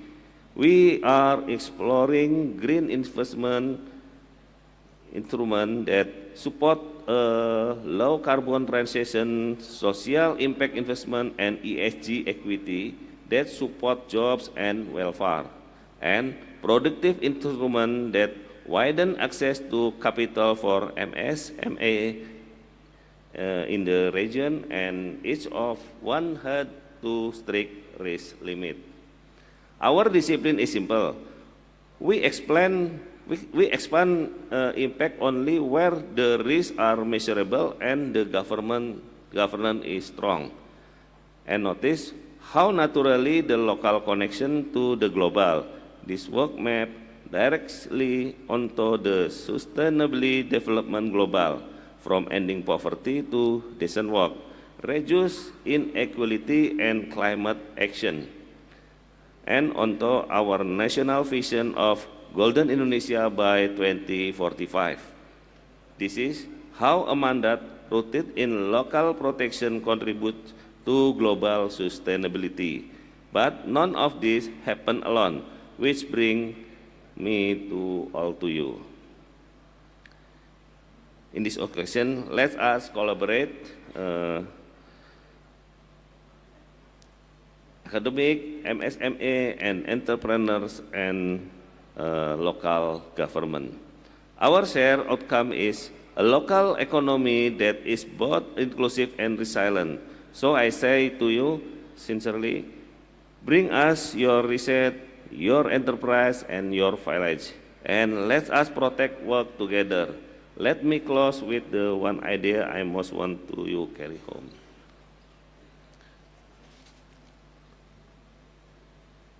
If you remember nothing else from this minute, I hope you will remember this. A work protection today is a resilient local economic tomorrow. This is a whole of my message. We tend to speak of investment as instrument and return, but the most meaningful investment and any society make in the people is the trust between them and in the institutional that protect their work. At BPJS Ketenagakerjaan, that is the investment we are honored to steward. Thank you for your attention, for your commitment to rural development, and for the chance to reimagine our local economics together. Thank you very much. Wassalamualaikum warahmatullahi wabarakatuh. Thank you, Mr. Suirwan. Please remain on the stage, and we kindly invite Prof. Wiwi to give the token of appreciation to BPJS Ketenagakerjaan.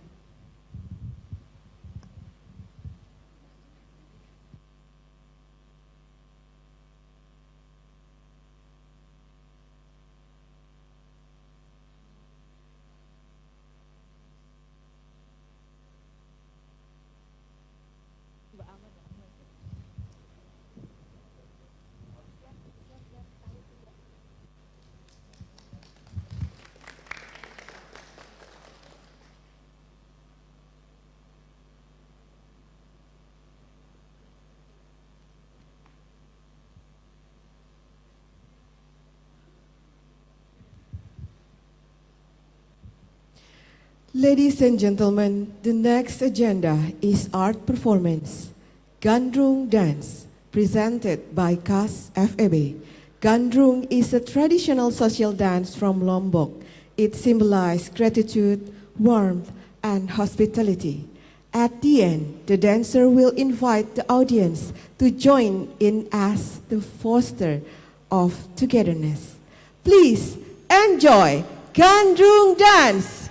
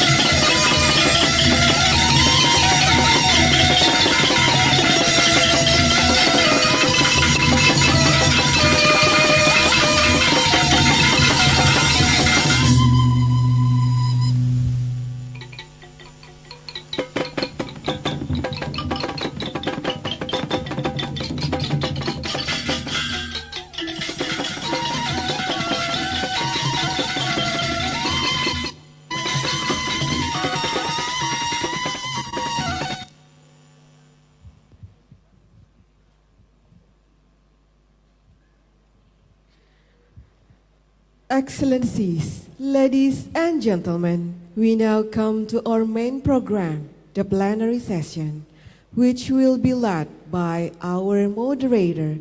Let's take a look at the profile of our moderator for this session. Dr. Poppy Dian Indira Kusuma, SA, MSI, AK, CA. Dr. Poppy is a lecturer and researcher in the Accounting Department, Faculty of Economics and Business, Universitas Jenderal Sudirman. She currently serves as Vice Dean for Student Affairs, Alumni, and Cooperation at the Faculty of Economics and Business, Universitas Jenderal Sudirman. She completed her bachelor's degree in accounting at Universitas Jenderal Sudirman, and both her Master of Science and doctoral degrees in accounting at Universitas Gadjah Mada. Her teaching and research interests include financial accounting, management accounting, behavioral accounting, corporate social responsibility, business ethics, and Islamic studies. She is chartered accountant and a member of the Institute of Indonesian Chartered Accountants, and has authored several books and journal publications in the fields of accounting and finance.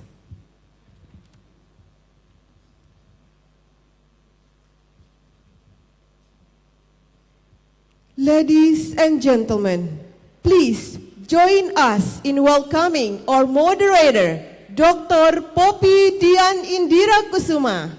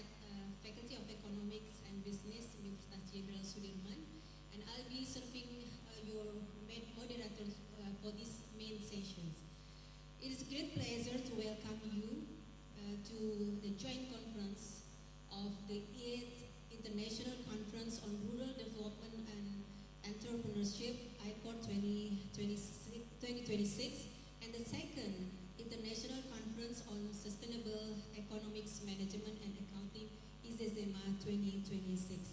This seminar is conducted in hybrid setting, so I would also like to welcome everyone who are joining online. We wish you could be here in person today in here, Lombok. And thank you everyone for taking the time participating in this seminar.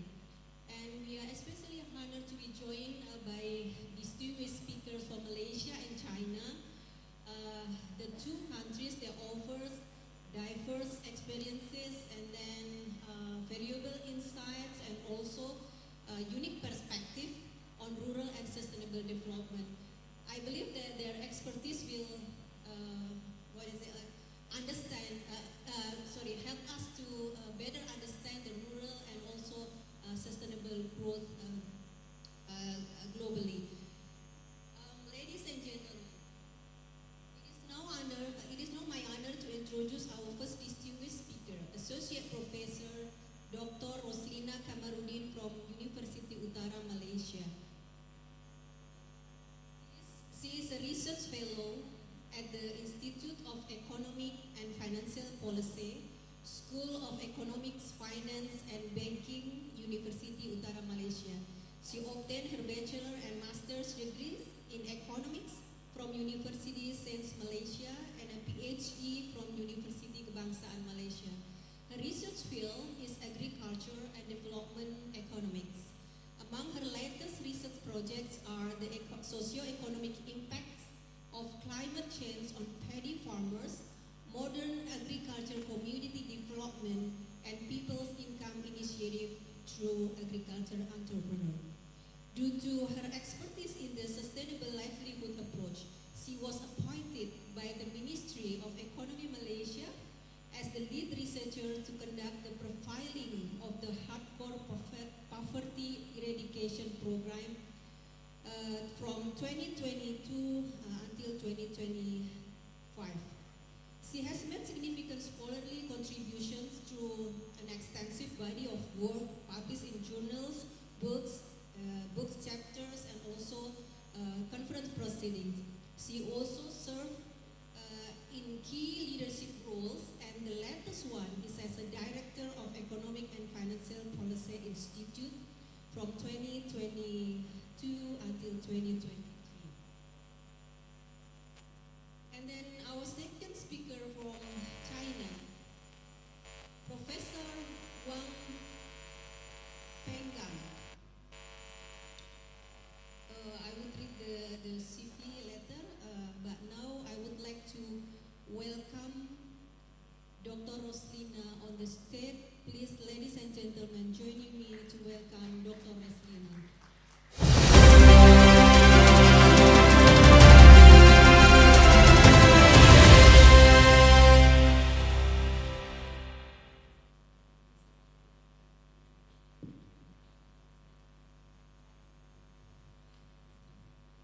Our second speaker is Professor Wang Penggang.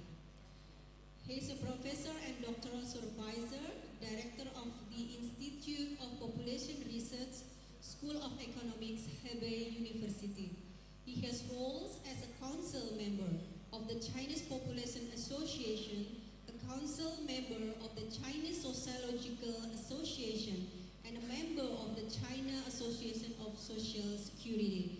His research focuses on population development and public policy, population and labor economics, and family economics.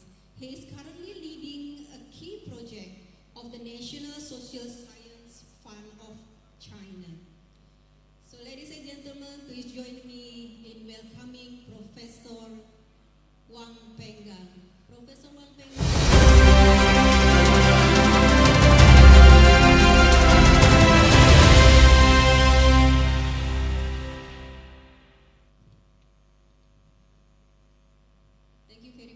Roslina and also Prof. Wang, we appreciate that you come along the way from Malaysia and China. Hope you had a good rest last night. So you will be feeling energized and refreshed to present your talk. Alright, before we begin, I would like to briefly outline the flow of these plenary sessions. The speaker will take turn to deliver your talk in 30 minutes, and then followed by discussion and Q&A session for another 3 minutes. I encourage all participants to actively engage and share your comments, your perspective, and take advantage of these sessions and learn from our distinguished speakers. Without further ado, let us begin our seminar, and it is now my great pleasure to invite the first speaker, Dr. Roslina, to deliver her presentation. Dr. Roslina will raise a topic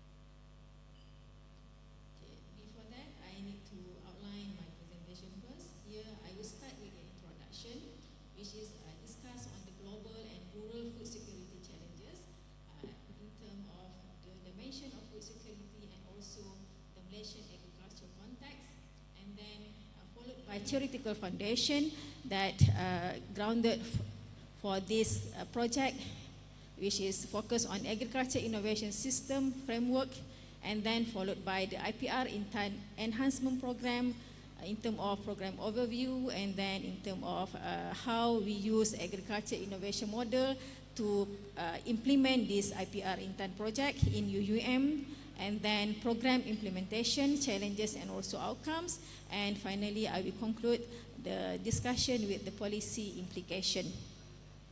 Okay, now we start with the food security first in terms of global and also rural challenges. Okay, as we know, despite advance in agriculture and also technology, hunger and food insecurity remain widespread. Okay, according to the State of Food Security and Nutrition in the World 2024, approximately about 733 million people still experience chronic hunger. This one in 2023. Okay, and then we also, according to that statistics, is about 2.33 billion people still face moderate or severe food insecurity in 2023.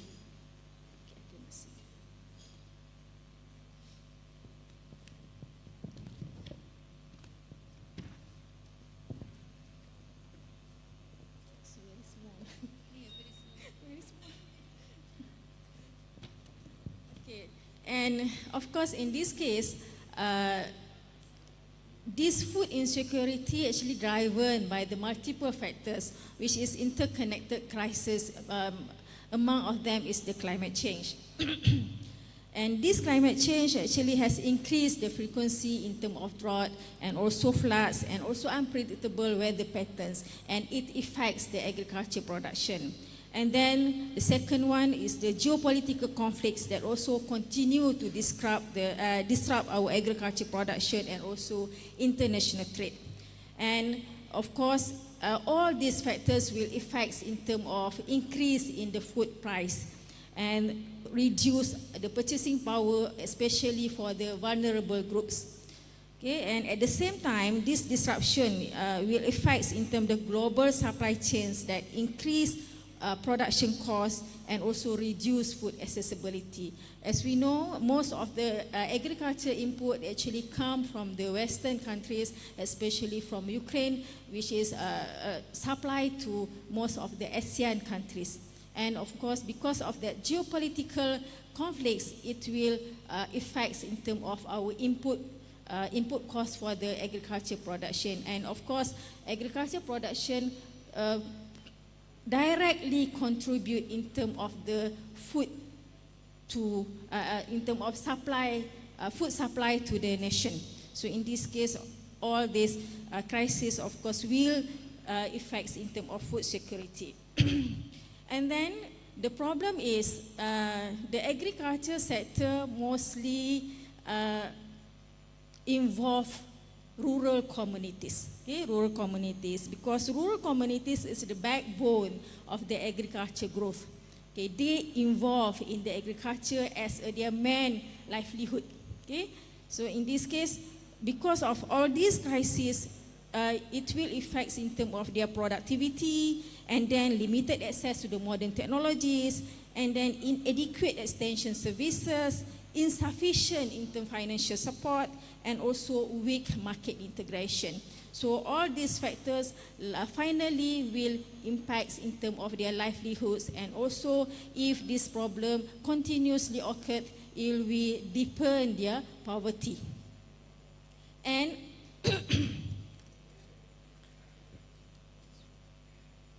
okay, before I proceed to the theoretical foundation, I would like to explain in terms of the dimension of food security. According to the Food and Agriculture Organization, food security exists when people at all times have physical and economic access to sufficient, safe and nutritious foods that meets their dietary needs and food preferences for an active and healthy life. So in this case, they have 4 dimensions. The first one is the availability. This refers to having sufficient of food produced domestically or imported or maintained as a strategic reserve. And then the second dimension is the accessibility. So in this case, once we already have the foods in our nation, but we need to ask either our people afford to buy the foods or not, to access the food or not. So in this case, this accessibility refer to people must possess sufficient purchasing power or resources to obtain it. So in this case, let's say if we already have enough food in our country, but if our people don't have purchasing power or cannot afford to buy food, means that our country is still faced with food insecurity. Okay? And the third dimension is the stability. Utilization first. Utilization actually refer to food must be properly utilized through appropriation, nutrition, food safety, sanitization, healthcare, and also knowledge. So in this case, if you refer to the first dimension, which is availability, means that food is already available in the country, and then our people can afford to buy the food, but is it they can buy the food that are safe or healthy food? So in this case, they have income, they can afford to buy food, but we need to ask, is it that food is safe or nutritious enough to support their body? Okay? And then the final one is the stability. And this stability actually refer to food security must be maintained consistently over time without disruption caused by natural disaster or economic crisis or conflicts. So in this case, this stability refer to all these three dimensions, which is availability, accessibility, utilization, and it must be stable all the time. Okay, that is in terms of dimension of food security. And then, therefore, any strategy aimed at strengthening the food security must adopt an integrated approach that address all four dimensions simultaneously. So in this case, we cannot only focus on the food availability. So in this case, we need to focus on these four dimensions simultaneously. Sorry. Okay, now I want to shift our attentions to the Malaysian context.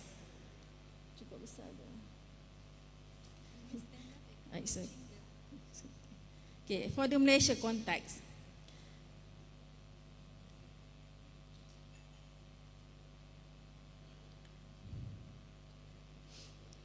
Okay, if we can see from here, I have a statistic for the contribution of agriculture to the Malaysian GDP. If you can see from here, it's only 6.3%. It's very small value actually. That is the contribution of agriculture to our GDP as a whole.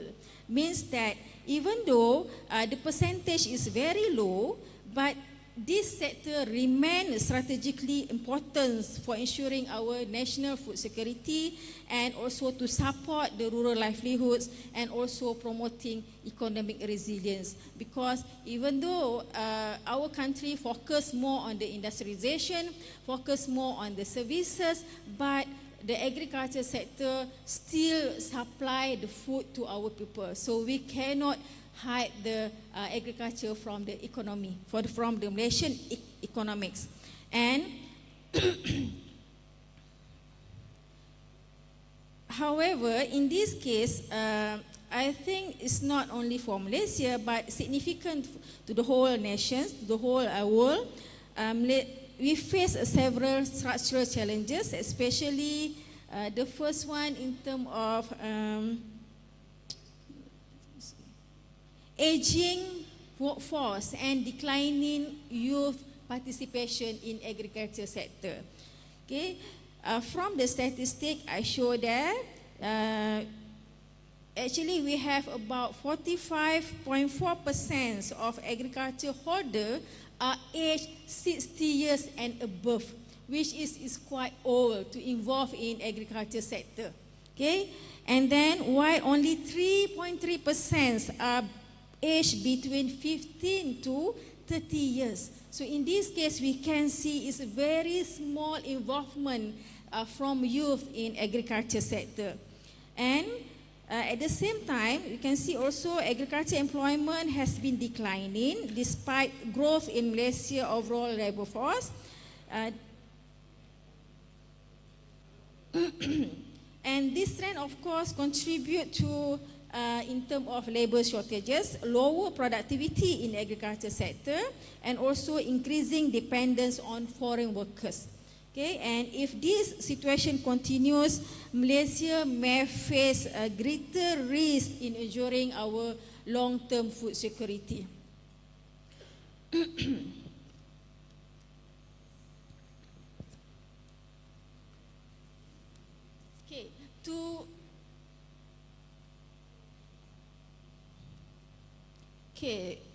We already see the contribution of agriculture and the challenges that we face in the sector. And now, how Malaysia respond to this issue? Okay, what Malaysia do to respond to this issue and also to overcome all these challenges? Okay, we can see here we have three key national policy framework, okay, that develop our modern agriculture. The first one is the 12 Malaysia plans that emphasize on technological innovation, digitalization, workforce developments, and greater participation of local talents in agriculture.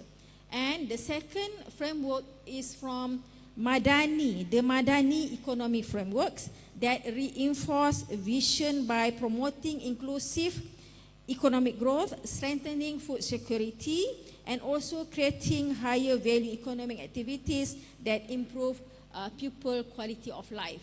And then the third one, this one, the most important policy that we have and also very relevant to the agriculture sector, which is National Agro-Food Policy 2.0 that focus on developing a competitive agro-food industry through smart agriculture, mechanization, and also digital technologies, and of course in terms of the commercialization of high value products.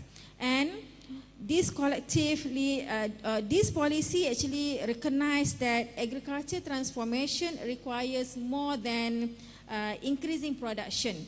Okay, and of course it requires investment in people, and also it also requires stronger institutions, and also it's required innovation. And the most importantly, of course, it's require collaboration. So our program actually for this IPR intern, the aspiration behind of the IPR intern actually is the consists of these four components, which is investment in people, stronger in terms of institution, and also innovation, and of course collaboration. Okay, now I will introduce this our IPR intern a little bit, maybe later this one. Okay, this is the framework behind the project IPR intern.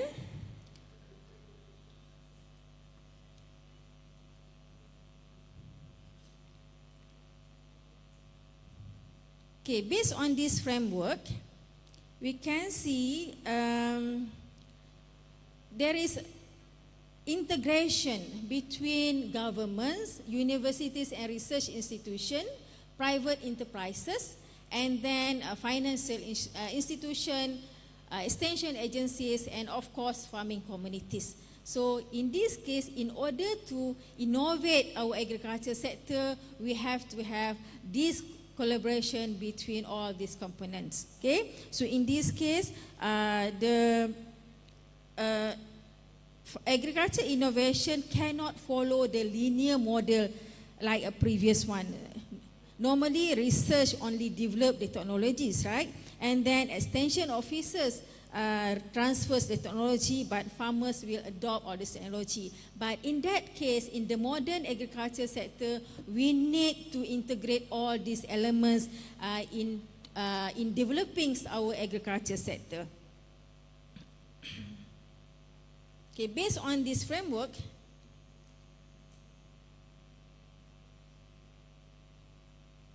it shows that innovations today goes beyond technology, and it includes new knowledge, organizational practices, institutional arrangement, and also collaboration among stakeholders. So we can see from here, for the technological innovation, is we refers to the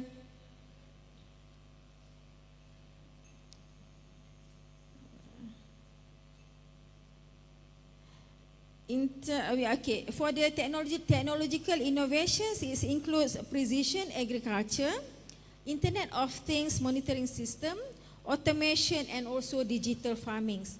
And then for knowledge innovations, is involved in terms of research, training, and also continuous learnings that will improve farmers' decision making. And then for organizational innovation, it refers to the better farm management, stronger cooperative and more efficient business model. And then for institutional innovation, includes the supportive government's policies, financing mechanization, certification system, and also government's arrangement. And why are these innovation is necessary? Because agriculture today face unprecedented pressures. As we can see here, we have a rising global demand for food as population increase, and also climate change and environmental stress that affects our agriculture productivity. And of course, our rural communities continues to experience limited access to technology, limited access to finance, and also market. And then its needs for inclusive and also sustainable growth to enhance the livelihoods of the rural communities. I think I want to skip this one. Okay, now I want to introduce our program in UUM, which is based on the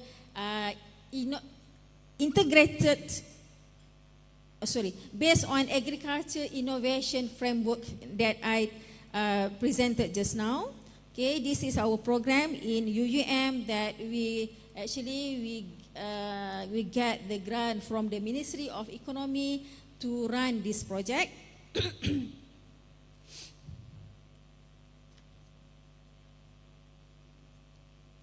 Okay, actually this project we call as Income Enhancement Program through Agriculture Entrepreneurship, or the short name is the IPR Intan. Okay, IPR Intan actually in Malay is Inisiatif Pendapatan Rakyat through Keusahawan Pertanian, usahawan tanian. And it's one, actually this project is one of the flagship initiative introduced by Malaysian Ministry of Economy under the People Income Initiative. And this program introduced in 2023 with the objective to improve the socio-economics and well-being of low-income household through sustainable employment, skills developments, and also agriculture entrepreneurship. And actually, unlike many conventional assistance programs, this project focuses primarily on financial aids. It's not only focused on the financial aid, but it's invest directly in terms of human capital. We develop the human capital through agriculture entrepreneurship program.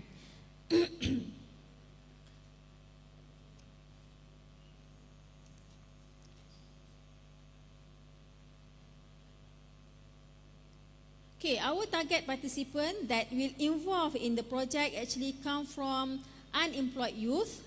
Okay, and we select the youth that age 45 and below. That because we consider youth still have energy to work in agriculture sector. That of course we already know agriculture actually is quite challenging activity. It involves in terms of work under the sun, and then dirty environment, and then dangerous environment. So in that case, we need the youth to involve in the sector, okay, instead of aging farmers. And then the first one, the second one, of course, school leavers that live around the campus, the UM campus, which is the distance is about 20 kilometer radius from UM. And then the last one, we also involve university students to work as a part-time participants in the project under campus on-job training. Okay, and then okay, this is our framework for this project. As I mentioned just now, actually our umbrella for this project is come from our 12 Malaysian plan, and then the Madani frameworks, and also national agriculture policy. And it involves many agencies in Malaysia. The first one actually is the Ministry of Economy that will provide in terms of policy direction and also acts as a funder for this program. Okay, the governments provide grants in RM is about 5.5 million for this project. Okay, and then NCIA stand for Northern Corridor Implementation Authority, that responsible to develop the northern area of Malaysia. And this NCIA actually coordinates in terms of implementation and also monitoring of the project. And then the third one, our Universiti Utara Malaysia. The Universiti Utara Malaysia provide in terms of land, 10-acre land to us to perform the agriculture activity. And then of course, because from university, we also provide in terms of research expertise and then curriculum developments for the vocational training for the agriculture course. And then of course, we also involve in the impact evaluation of the project. And then we also have UUM Leads. UUM Leads is the one company, the subsidiary companies under UUM that can run business in UUM, and they actually involve as a program operators, and also they will mentor do the mentoring for the programs. And then for departments of agriculture, they provide in terms of extension services. They advise us in terms of how to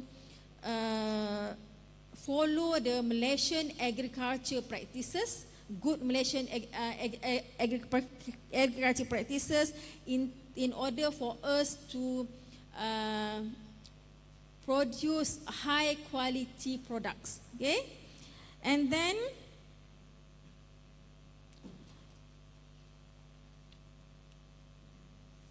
the components under this program, actually we involve 5 pillars of the developments. First, in terms of capacity building. Actually, we try to develop the participants in terms of technical and then digital, and also in terms of agriculture skill. Okay, and then the second is technology adoption. We try to expose our participants in terms of using smart agriculture technology, especially irrigation system, and then Internet of Things, and also the nutrient firms techniques for hydroponics project. Okay, and then the third component is involve entrepreneurship developments. Okay, beside agriculture technical knowledge, we also train them in terms of entrepreneurship, where they have to attend the training in terms of financial literacy, business plan, digital marketing, and also value-added products developments. And then the fourth pillars for this project in terms of market linkages. So beside they produce the products, they also involved in terms of marketing the products, in terms of packaging, in terms of processed food, packaging, labeling, and then of course in terms of distribution of the products. Okay, and the last one in terms of institutional support, where we will get the technical guidance from Department of Agriculture and also financing opportunities from the Ministry of Economy, and also the TVET training from the human resource agencies. Okay, that one in terms of our frameworks for this program. But what we do under this program. Okay, this is our project. We have 3 projects under this program. One, actually, we cultivate chili. We are chili using smart irrigation. Okay, smart irrigation. The first one is, if you can see, we use fertigation technique. Okay, fertigation technique means that we irrigate water and also fertilizer at the same time using the automated technique. And then we also use Internet of Things, IoT, to monitor in terms of pH, in terms of fertility, and then in terms of soil moisturizer using Internet. Okay. And then the second project is the sustainable hydroponic farming. This one we use nutrient firm techniques and supply using solar energy. Okay, we didn't use electric, we use solar. Okay, in the to provide the energy to run the NFT system. Okay, here actually we plant leafy vegetables that have high values. And actually we have a very good support from the university also, because in university itself we have about 12 cafeteria inside there, so easy for us to supply our vegetable to the cafeteria, okay, besides the wholesale from the outside. And then the third one, since we plant the chili and then the undergrade chili that we cannot sell in the market because of the grade, because of the size is small, so we do the what we call this one, sambal penyet. Okay, and we brand as a sambal sinto. For this sambal one, actually we do use retort technology. Okay, retort technology that can make sure the product can last up to 2 years. Okay, here is the details in terms of project. Let's say in this case for chili, actually we utilize about 7 acres of land in UUM, and then for vegetable we utilize about 2 acres of land in UUM, and the rest for the processing manufacturing. Okay, this is the challenges that we face under this program.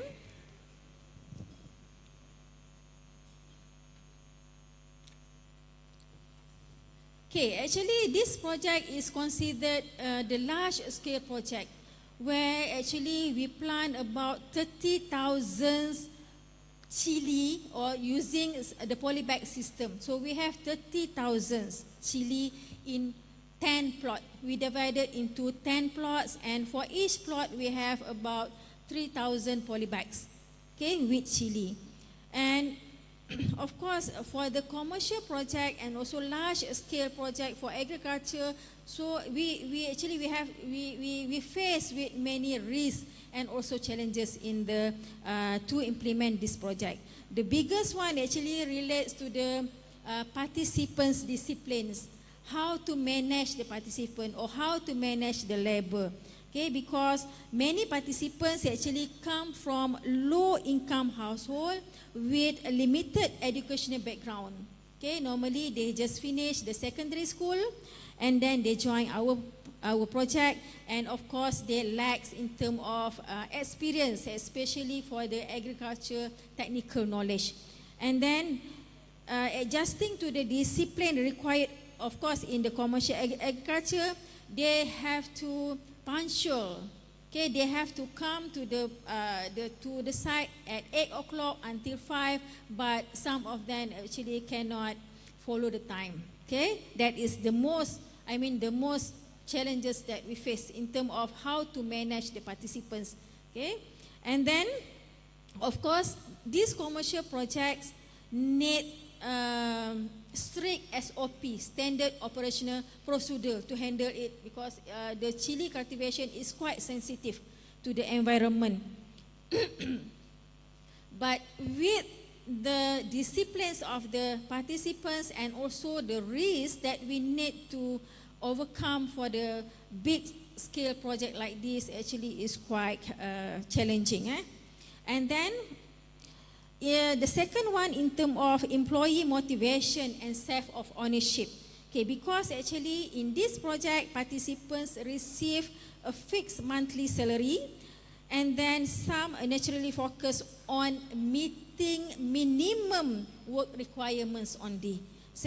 Rather than they want to maximize the productivity. So in this case, they just come at 8 and then back at 5, and then just do the minimum work that they want.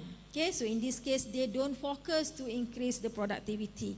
So actually, we need to develop, and also we need to encourage them, or sometimes we need to give the motivation to them that this is their project and their income actually come from this project. If this project unproductive, of course, their salary also, we cannot increase their salary. Okay, and the third one, in terms of working condition, as we know, agriculture work actually is physically demanding, and of course in Malaysia, starting from December until June, the weather is very hot. Okay, so they're very hot. So in this case, they have to work under temperature, sometimes exceeding 30 degrees, which is quite hot. Okay, particularly, so let's say we actually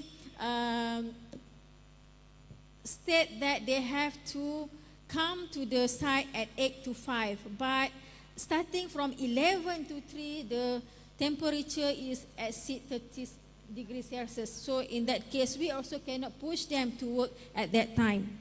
And then another significant issue is the participant retentions. Okay, as I mentioned just now, because this work is very physical demanding, and of course, we have a very high turnover rate in terms of participants.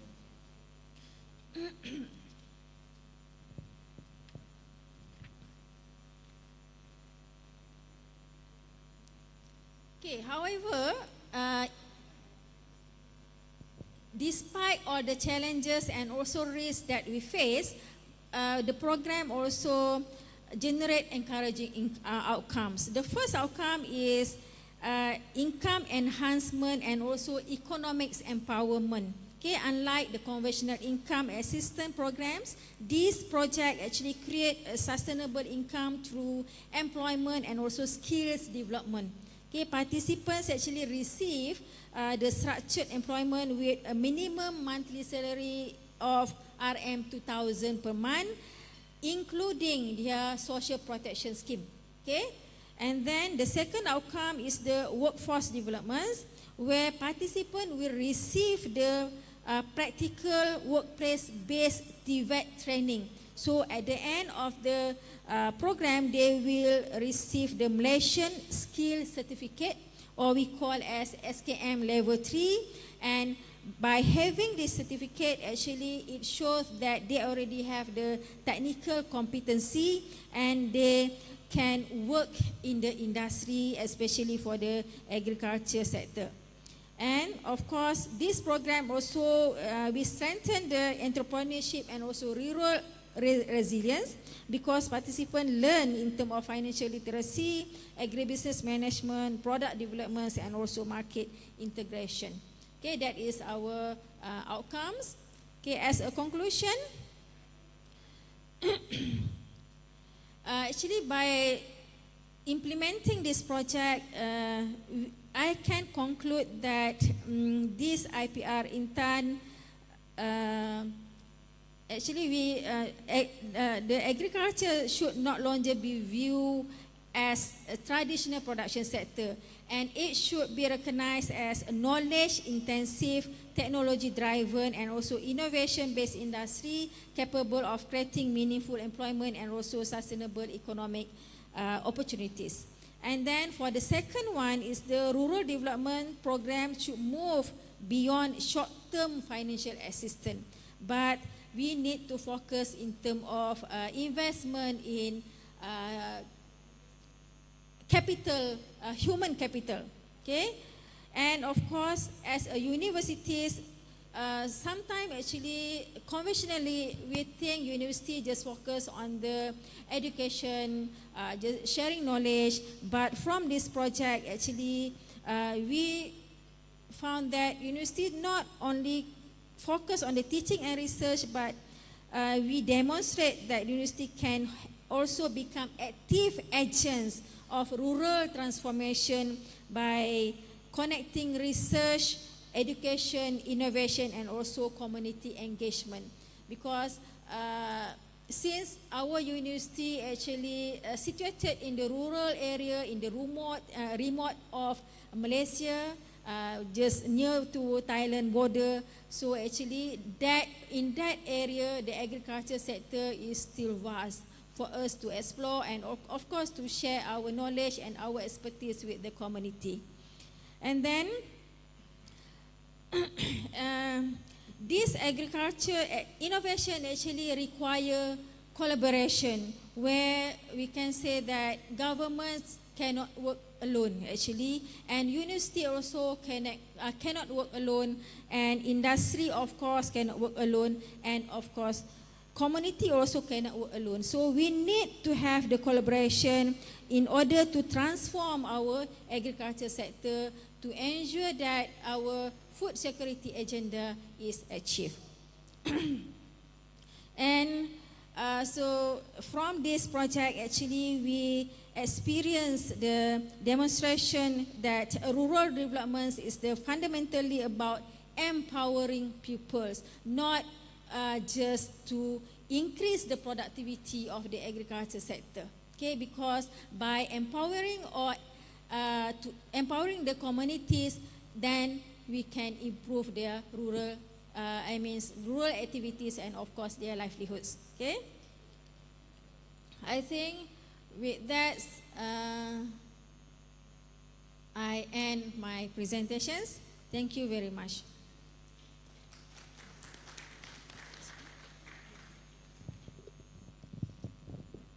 Thank you very much, Dr. Roslina, for the insightful presentations. What we heard from Dr. Roslina, Dr. Roslina highlights that the local communities has significant roles in economic development through their innovations. And I think what we heard from Dr. Roslina is strongly relate to our topics today, reimagining local economies for sustainable global development.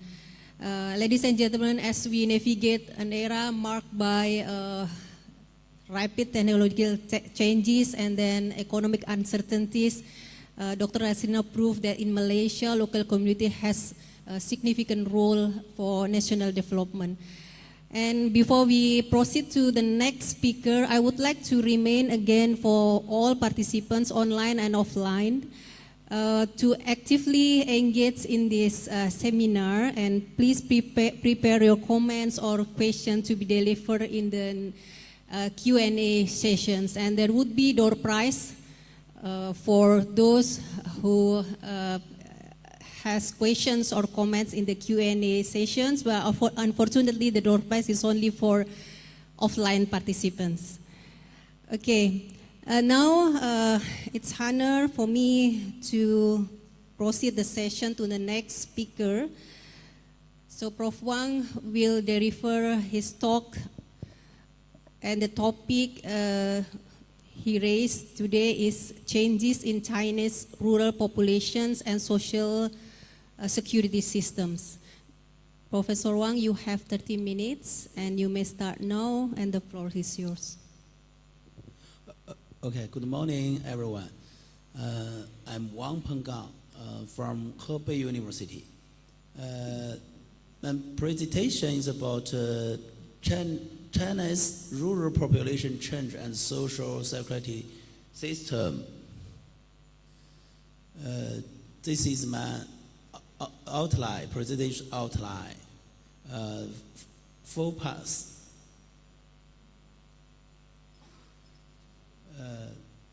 This is the China's urbanization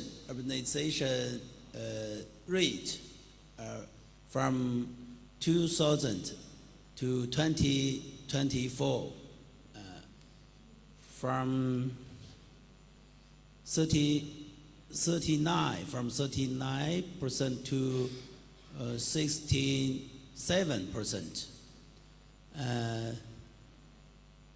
The population, the rural population dropped from 8,008 million to 465 million.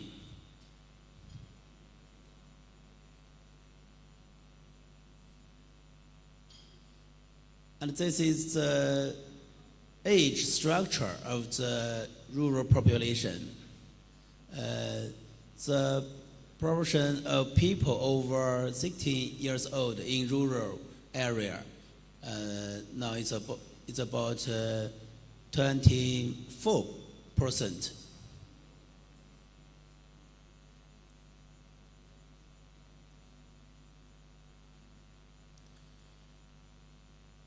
The second part is about the social security system of China rural. This is the China's minimum living guarantee system. Covers about 350 million people.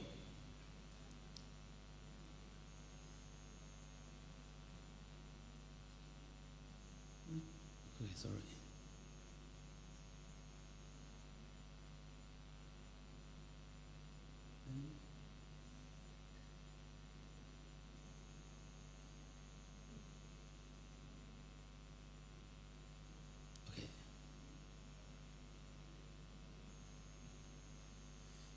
Okay, this is rural pension insurance in China. From old rural pension to new rural pension. And now it's unified urban rural pension.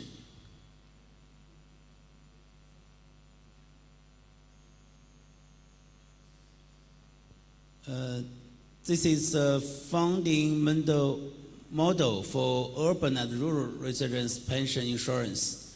The largest part is the government subsidy.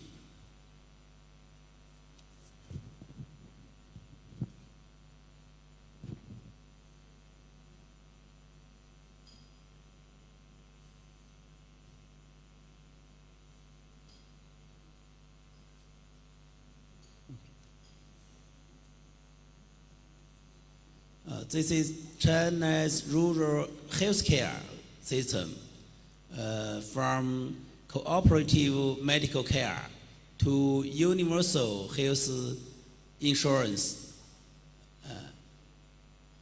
Basic medical insurance for urban and rural residents covers over 1.3 billion people. Personal payment 318 CNY per year 每年。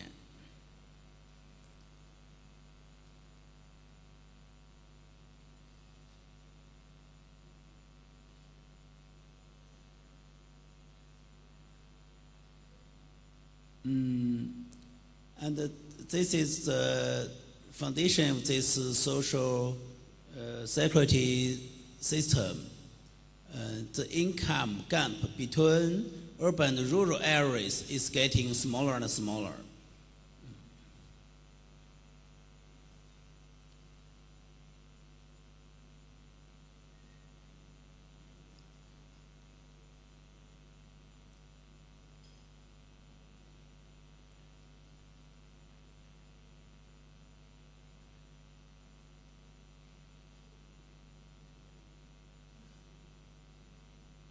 This is a comparison of social security in rural China with some countries or regions.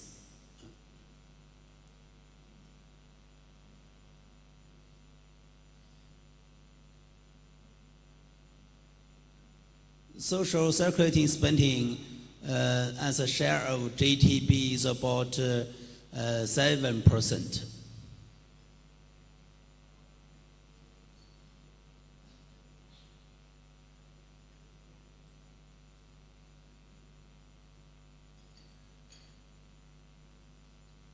This is the role of minimum living security in rural China. This is a basic. Several line.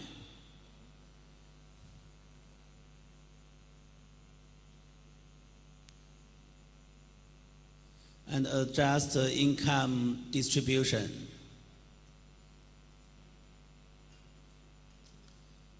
This is the role of rural social pension insurance.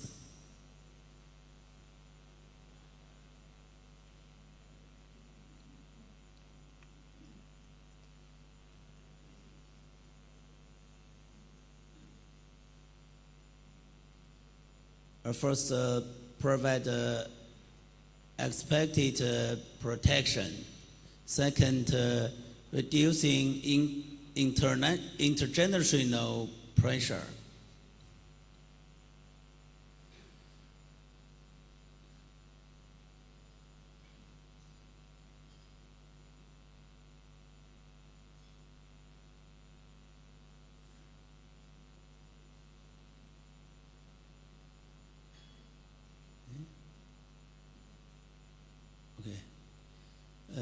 This is the role of basic medical insurance for rural residents.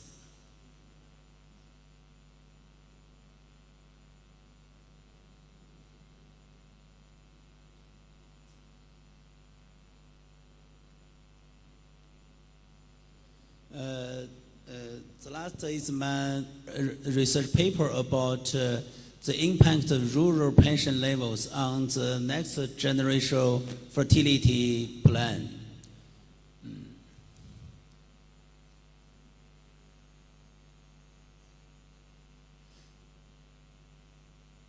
This is China's TFR. It's about one children every family.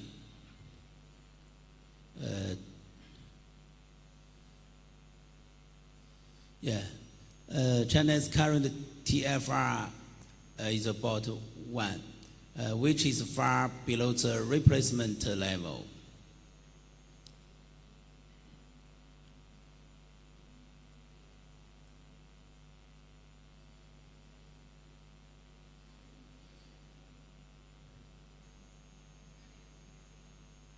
So rural fertility potential is a key way to its nationwide decline in birth rates.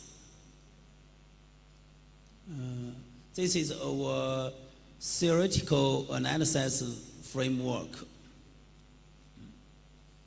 Hypothesis 1 is if the parents have higher level pension, they are the next generation's plan to have more kids.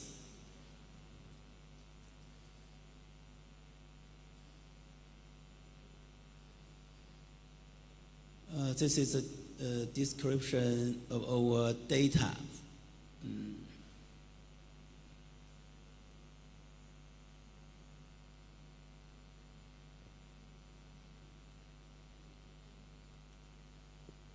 This is our main findings from our research. The results show that an increase in pension income has a negative effect on families' plans to have a second child.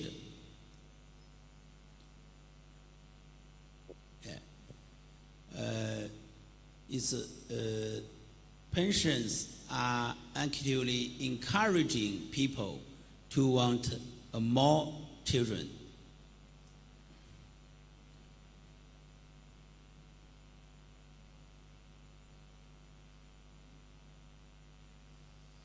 Okay, thank you.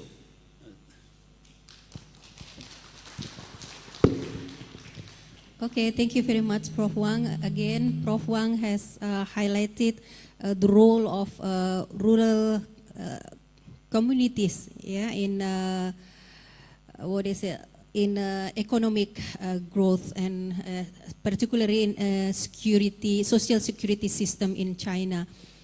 On behalf of everyone here, thank you very much, Dr. Roslina and also Prof. Wang, for your excellent presentations and for enriching our understanding about the important roles of local communities.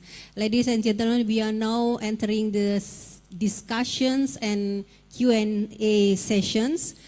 We have heard diverse perspectives from Malaysia and China, and I believe many important ideas have emerged from these sessions. So I would like to invite comments or questions from the participants. And for online participants, you may write down your comments or questions through the chat box. And for the offline participants, whenever you have questions or you want to share your comments, please raise your hand. And before you raise your questions or your comments, please briefly introduce yourself by stating your name and your institutions. Okay. 1, 2, 3. Okay. Okay, I will open another session for you, Pak Bambang. Okay. There will be, please raise your hand again. Okay, 1, 2, 3. We may start with, the ladies from Malaysia. Okay, thank you. There will be a door prize for you, and the committee will directly hand the door prize after the session. Okay, Assalamualaikum warahmatullah. I'm Shazida from UUM, Universiti Utara, Malaysia. I wanted to ask to Professor Wang. Professor Wang, one of your slides just now talking about cooperative, the cooperative actions given out, insurance, cooperative, the slides. Can you show the slide again from Prof. Wang's?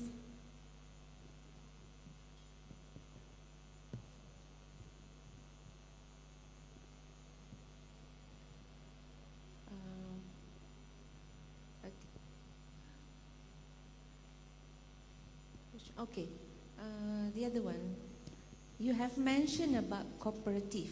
It was very interesting because Malaysia have about 16 million members for cooperative, and we are quite active. But when you show us just now about how cooperative are also providing insurance, as an insurance provider, so maybe you can also let us know how does this can be a huge success in China, and maybe how it can also be a lesson that transferable to Malaysia to learn on how to make cooperative as also one of the provider for the insurance. You got the question? Oh yeah. Yeah, you mentioned earlier. Okay. Okay. You will answer. Okay. As you mentioned earlier, you have cooperative in China. provider for insurance, right? Yeah, and then see us how you can manage this cooperative so become successful in providing the security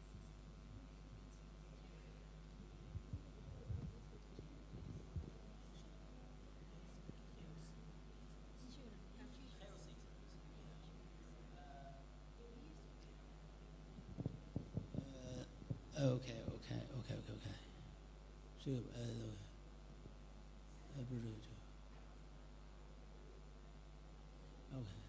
It says personal must pay about 380 yuan in China, and the other part is government about 690 yuan in 2024. Okay, together it's about 1,070 yuan per person per year. Okay. Government, yeah. Okay, meaning the cooperative work together with the government, part of the medical care is coming from the government plus the cooperative.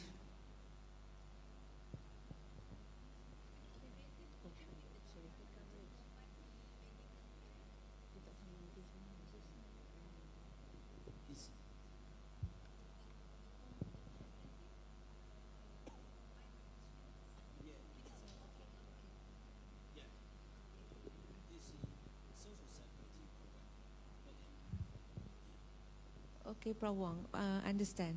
Betul ya? Alright, thank you, Prof Wong. Yeah, the government support the cooperative as well to provide the medical care security system there. Okay, thank you, Prof Wong. Okay, thank you, Prof Wong. And then, yeah, okay, next to the second participant. Thank you very much. Thank you for the insightful presentation from both Dr. Roslina and Professor Wang Penggang. I would like to comment on Dr. Roslina's presentation.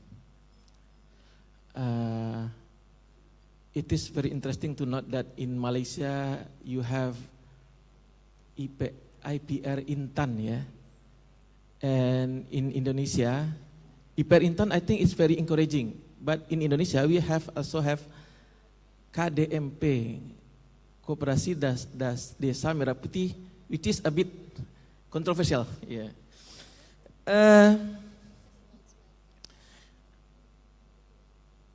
In the context of Indonesia, as you may know,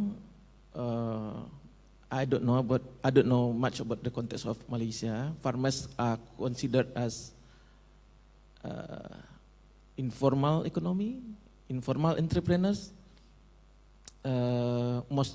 Most of them, many of them,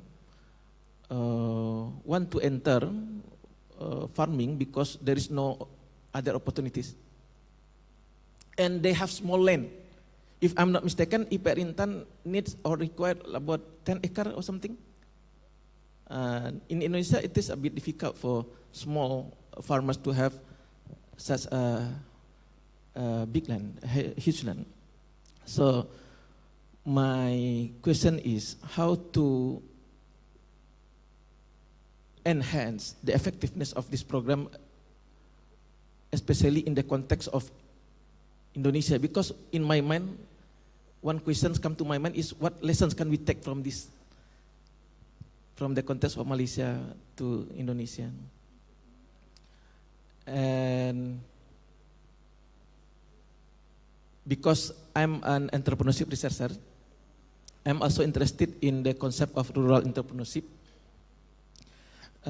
Please let me know about the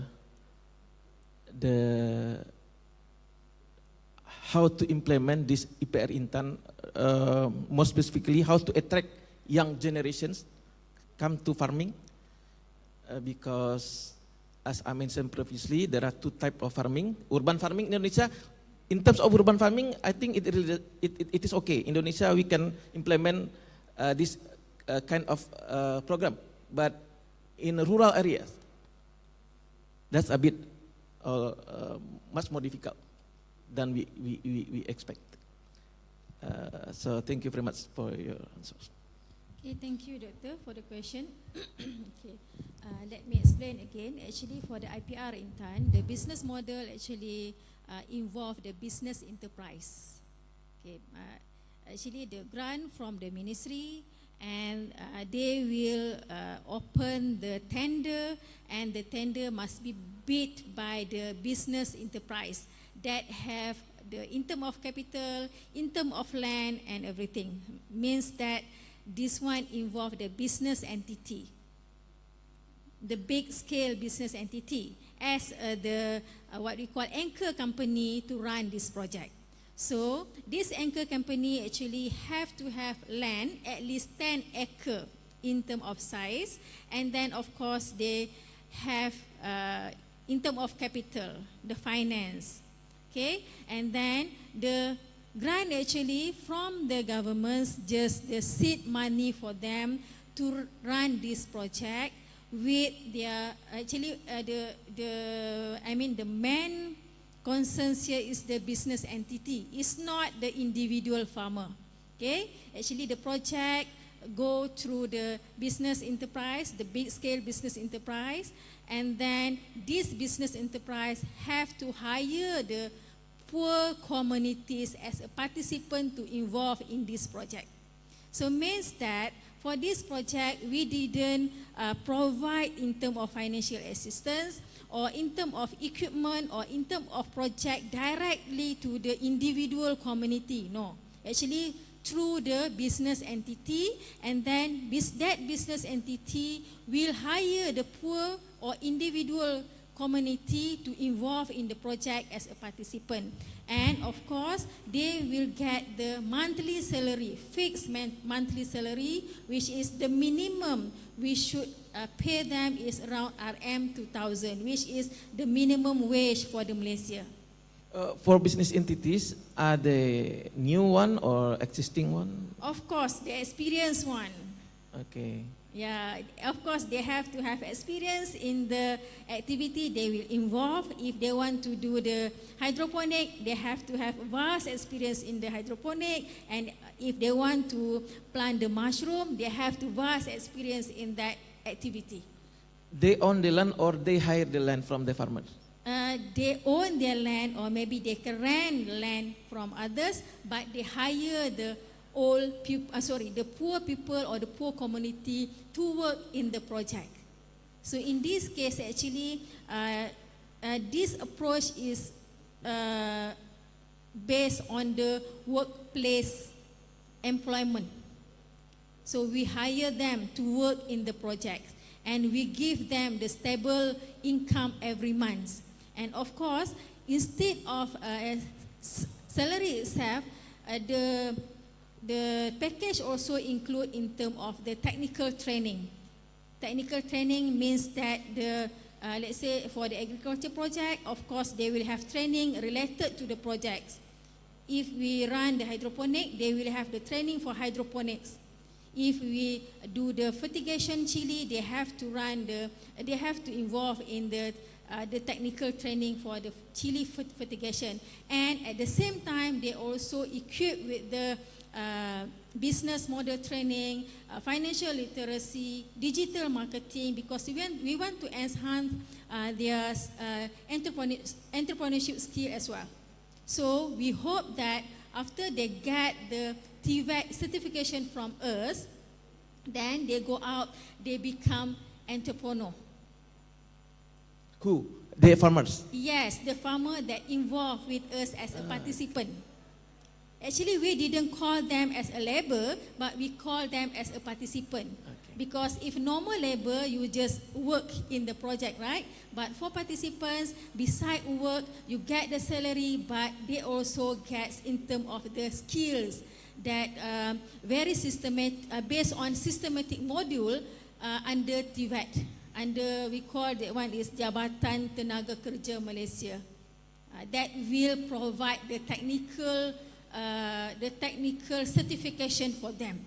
And then by having that certificate, after 3 years, they will go out and then easy for them to get, the higher level of the job outside. So this business entity will be doing the mentoring, coaching, yes, of course, marketing activities. Yeah, but in this case, for our case, actually for IPR Intan, not only involve the UUM, but actually we have business entity. Actually, they have not only university, but also have other business enterprise that bid in the project. But in this case, UUM act as a business entity for this project. Okay. Yeah. So UUM can benefit from this because you get income from this. Okay. Okay. For UUM, we have a special case because UUM actually we have a huge land. Oh, really? Yeah, huge land. So in this case, the ministry take this opportunity to offer UUM to open the land for the agriculture projects.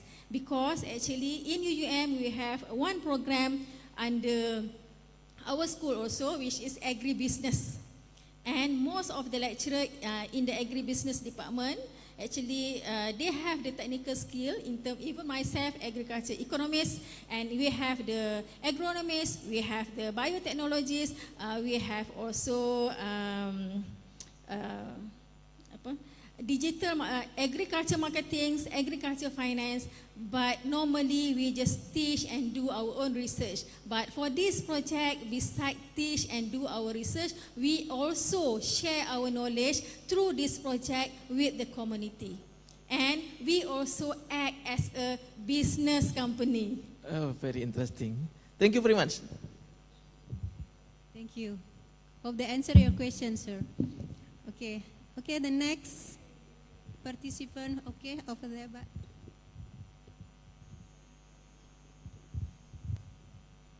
Thank you. My name is Jasman Isaudin. I'm from Indonesian Competition Commission. But also I was a former labor economist in University of Indonesia and planning analyst in National Planning Board, which I oversee the BP Jam Sostek here. Is there still any BP Jam Sostek here? Any? Oh, they already left. Okay. So I have a question for Professor Penggeng here. That one of your findings is quite interesting. That you mentioned that people who have pension tend to have more children. Is that correct? Yeah. Can you elaborate more why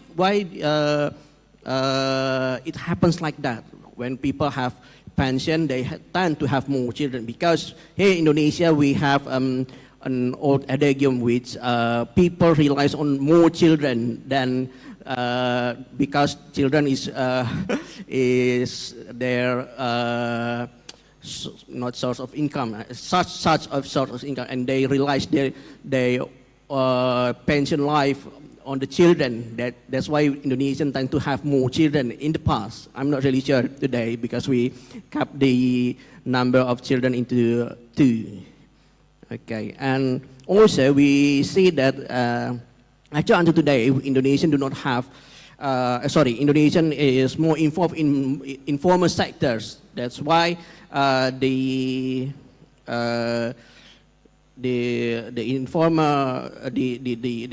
people in informal sector do not have formally enrolled to the compulsory pension program. That's why the compulsory pension program only targeting the formal employee, formal sector's employee, but the informal sector is quite hard to enroll that from.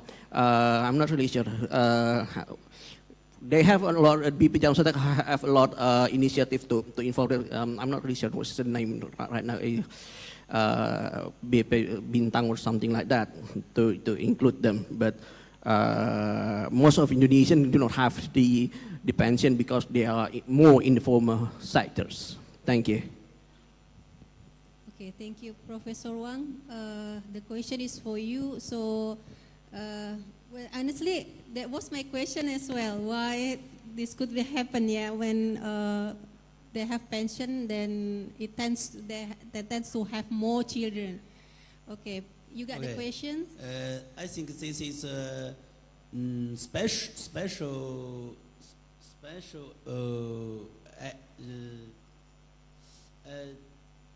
As we know, if we establish the social security system, the people have less than children.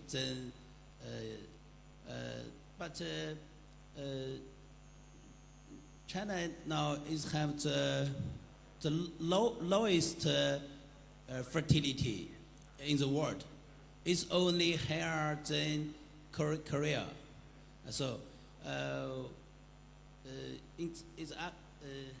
before in China, in rural area, every family have 3 or more children. But now, generally speaking, every family have 2 or 1 children. So we think it's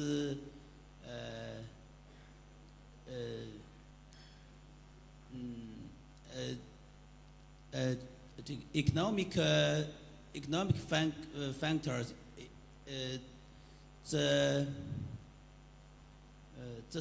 The spending on children is high. So but the income is not very high. So if government gives the family pension to the older to the elderly, so the family, the parents will the middle generation, young people, they don't need to give money to their parents, so they will intend to have the third children. Sorry, my English is not very good. That's okay. That's okay. That's right. So they don't have to send the children do not have to send money to the parents because they have pension. But is it also correlated with the recent changes in child policy from 1 to 2?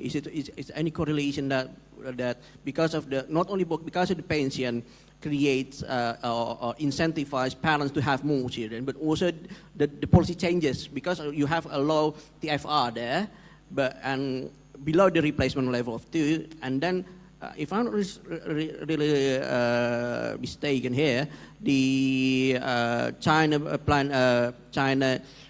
population board also changed the maximum level of having children from 1 to 2. Not recently in 2018 or 2010, if I'm not mistaken. Thank you. How about that one? The recent changes is it also correlated with the recent changes from having policy from 1 to 2 children? I think there's policy from government that 2 children is enough, right? 1 or 2 children is enough there in China. Is that right?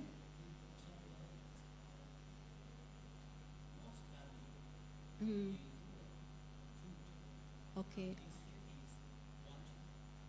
Oh, okay. So most people in rural area, they have only 2 children, and in cities they have 1 children. Okay. Okay. Is that answering your question? Yeah, that's answering my question. Thank you. Thank you, Professor Pengkang. Thank you very much. And then I open the next sessions for 3 participants. Okay, Pak Mudrajat over there, Pak, and then Pak Bambang. One more. There is still 1 slot. Okay. Mudrajat Kuncoro from Gajah Mada University. I'm interested with Professor Roslina when she talked about food security. I found that food insecurity happen in Malaysia. I travel across the state in Malaysia, and I found out the highest vulnerability of food insecurity found in Sabah, Sarawak, and Kelantan, right? And the question arises is, you talk about agricultural innovation system, to what extent the agricultural innovation system reduce food insecurity across states in Malaysia. And recently we visited Nunukan district in North Kalimantan, and we find out that most of agricultural product from Nunukan are exported to Malaysia, especially Sabah, Sarawak, and other states in Malaysia. That's lead to the issue of strategic collaboration. Why don't we talk about strategic collaboration between Malaysia and Indonesia, especially in the border area? Because we never talk about how to maintain the relationship across border, and also why we don't talk about the Malaysia insecurity here, especially across state in Malaysia. The situation has also happened in Indonesia, because you know Indonesia is a huge country by its own right, and the food insecurity become a major problem in Indonesia. For Professor Wang, I also visited China across the state, and I found out that China has made a remarkable development in terms of rural and poverty development. But if we look at the urban development in China, I found out that the poor, the poverty, primarily concentrated in western and southern China, in the mountainous, remote, and ethnic minority area. I wonder how the government of China deal with urban and rural disparity. Thank you very much. Dr. Roslina, you may start answer the question. Thank you, Doctor. It's a very good question and also very tough question too. This is a cross-border issue, but actually food insecurity is not only for the Malaysian issue, but for the global issues, right?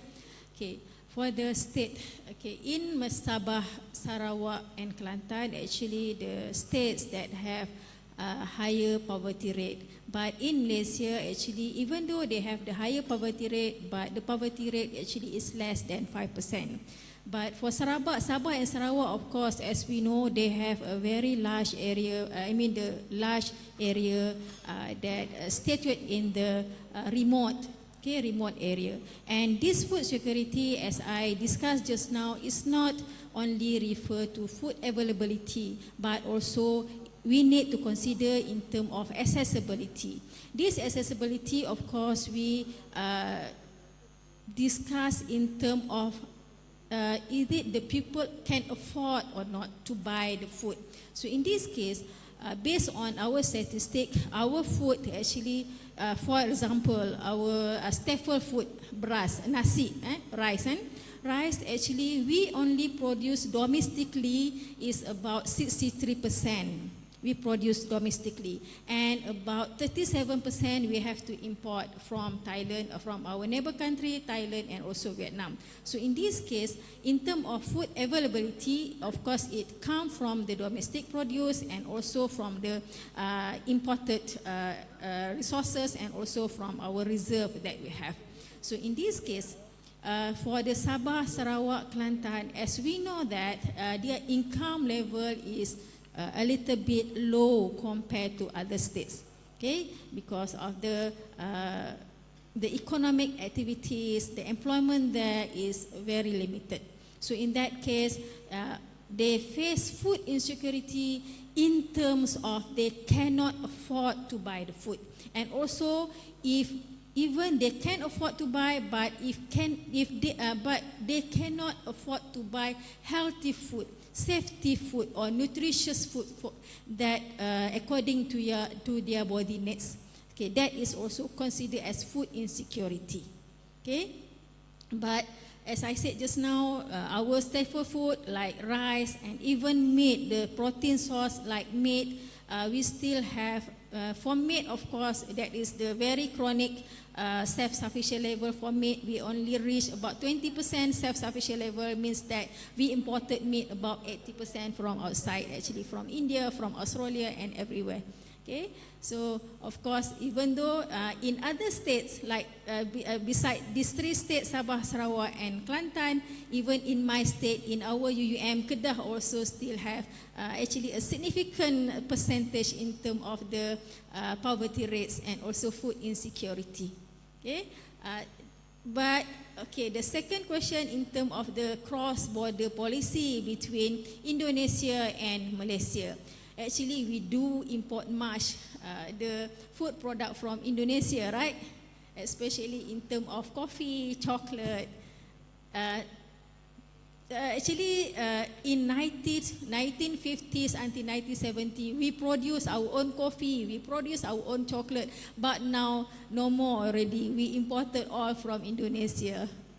Okay, means that because of our vision, based on vision of our former Prime Minister Tun Dr. Mahathir, okay, if we want to become a developed nation, so our country change the vision. Actually, we change the direction to develop our industry sector and also our services sector compared to agriculture. Previously, our agriculture actually contribute about 70% to our GDP, but now, as you see, the agriculture sector only contribute about 6.3% only, means that we left our agriculture sector. But still, even though we left our agriculture sector in terms of development policy, but that sector still have a very significant impact to our food security. So in this case, let's say, even now, in the geopolitical context, currently, we are having the increasing price in the food, main food, especially for rice, for meat, and even let's say now we have issues in terms of the price of our fuel, and it will affect in terms of the logistic cost, and then our food price also increase. So, Doctor, thank you very much for your suggestion. Maybe we enhance, in terms of the cross-border policy between, especially because the Kalimantan actually is one nation that still. Very good in terms of production of food, and why not we just use that advantage to import from that Kalimantan, or maybe we can diverse a little bit in terms of our food policy to, to provide or to supply food just from Kalimantan to our neighbor Sarawak and also Sabah. Is it okay? Okay, now Professor Wang.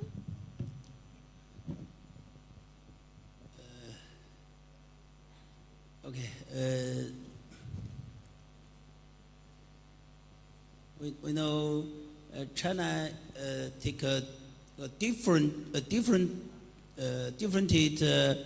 development strange. Before especially in cities, we have developed our economic. But now we need to invest, government need to invest a lot of more money to rural. We call it invest to people. Another is a lot of rural farmers go to city to have a work, and the government gives their public service about house and medical. So it's called urban rural residence pension or medical care, because in city a lot of people have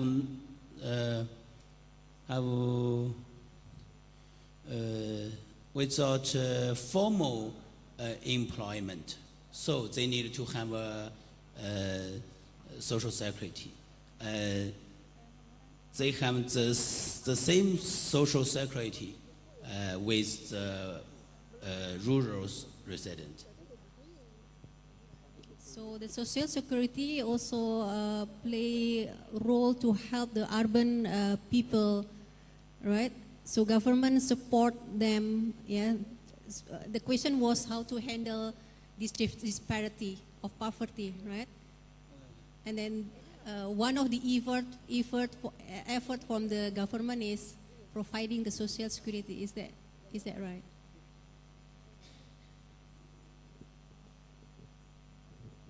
Okay. Yeah, okay. Prof. Mudrajat, was that answering your questions? What are the major strategies that the Chinese government implemented to reduce the urban and rural disparity? Okay. So now he's asking what is the strategy to reducing the issue, the income disparity. I mean the income disparity. How to reduce the income disparity? What is the strategy? Yeah.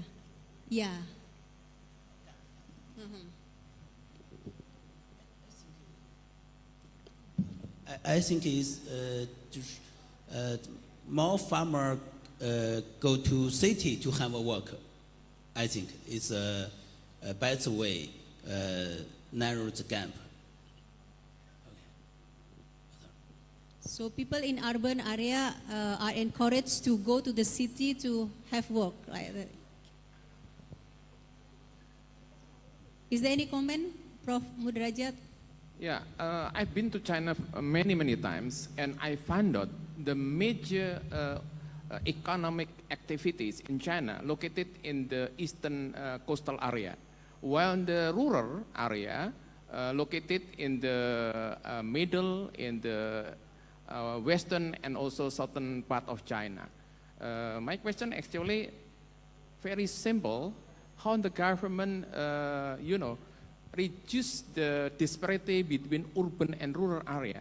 Because you talk about rural area, but you know that there is a huge between the urban and rural area. Thank you. Yeah. The question is how to reduce the gap in terms of income disparity.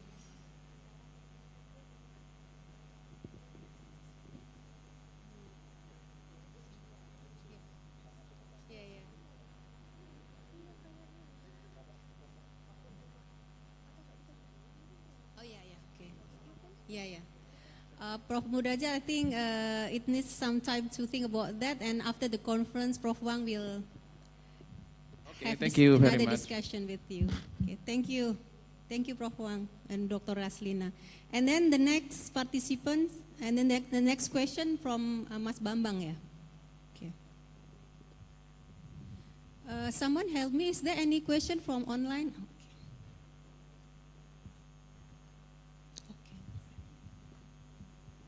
One more question. Thank you. My question for Prof. Pang. How exactly does easing the upward support burden transform into an effective incentive for the next generation fertility plan? Can you come again with your questions? Okay. How exactly does easing the upward support burden transform into an effective incentive for the next generation fertility plans? Oh, you're asking about the plans for generation fertility. Generation fertility. Yes. Can you, can you come more specific with the questions, Mas? What plans? Okay, effective incentive for the next generation fertility plans. Okay. You got the question? effective incentive for fertility plans for the next generations. Can you, next generation, fertility plans? What is the fertility plans one?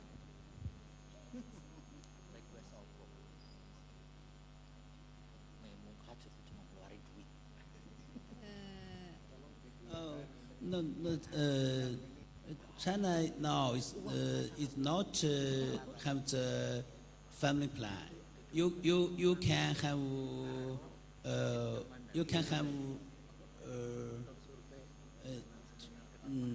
you want how many children? 3 or 4 you can. Yeah, not you can have.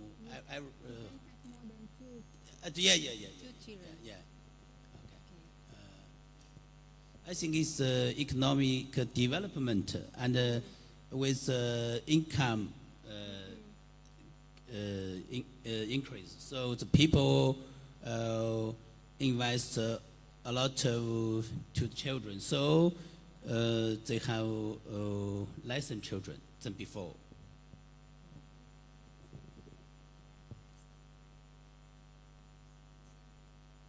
Sensitive.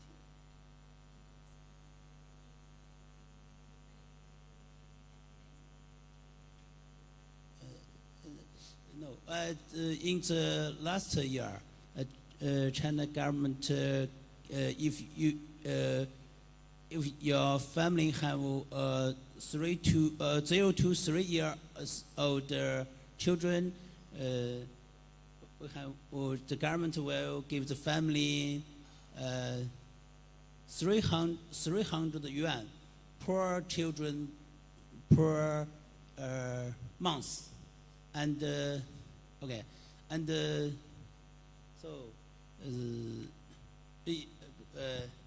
0 to 3 years old children. If your family have 1 or 2, every children will get the family will get 300 yuan every month. Okay. So one of the incentive is if a family have 1 or 2 children, and then each children will get 300 yuan every month. The government want to the fertility higher to prevent the increase. Yeah. Okay. Today is very low. Yeah. Okay. Okay, Bu Poppy. Thank you. Thank you very much, everyone. We really want to have more discussion with you, but unfortunately, we have very limited time. So as we come to the end of the session, I would like to take a moment to reflect on the valuable insights we have gained throughout the sessions.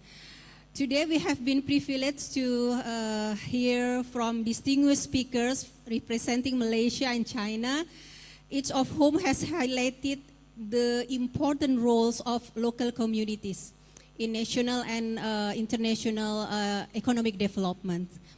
And the representation have reminded us that local communities are powerful to support national development. The discussion today have reinforced an important message.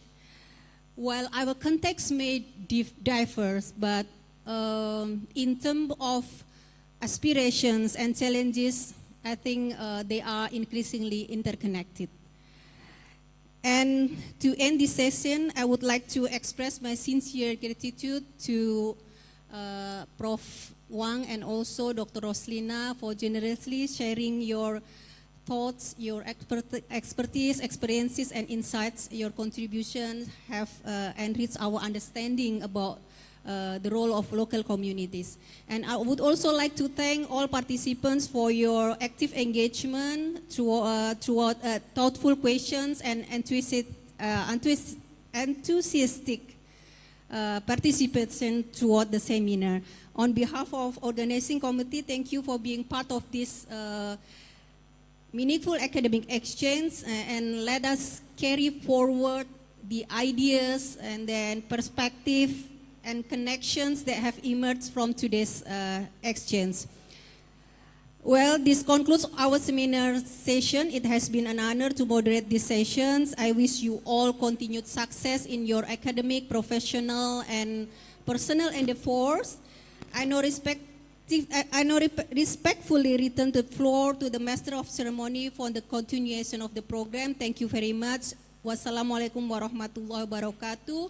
See you again in ICORE 2028 in China.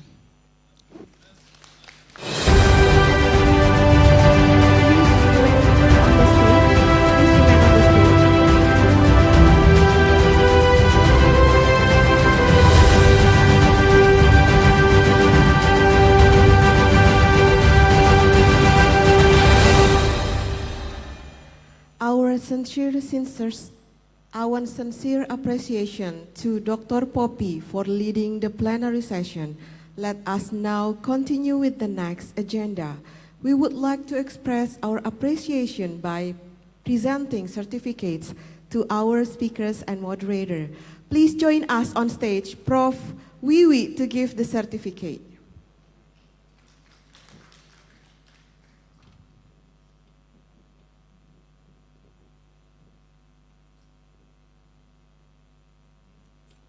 The first certificate will be presented to our first speaker, Dr. Roslina Kamaruddin.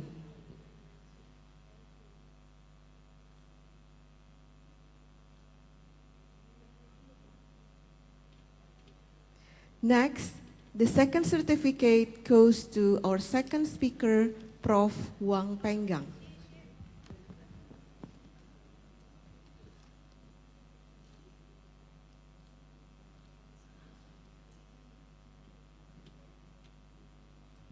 And finally, the last certificate will be given to our moderator, Dr. Poppy.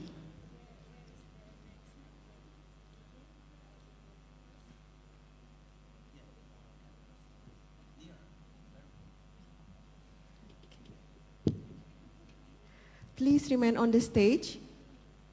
We will take some photos.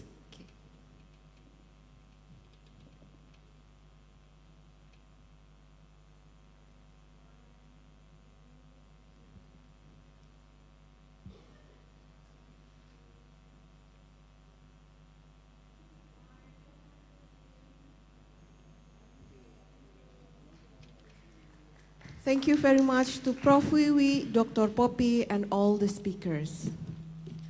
Prof. Wiwi, please remain on the stage.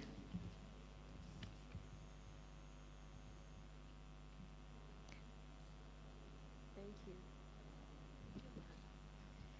We move to the last session of today's agenda, the flag handover ceremony and the official announcement of the next ICORE host. We kindly invite Prof. Zhu Changchun to move forward to the stage to receive the symbolic handover.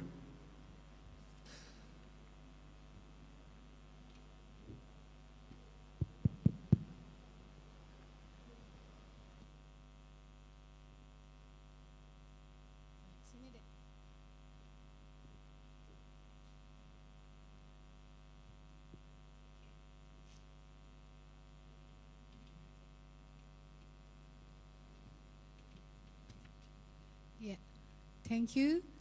We have conducted the 8th ICORE in Lombok, so I would like to forward the next event to Hebei University for the 9th conference in 2028.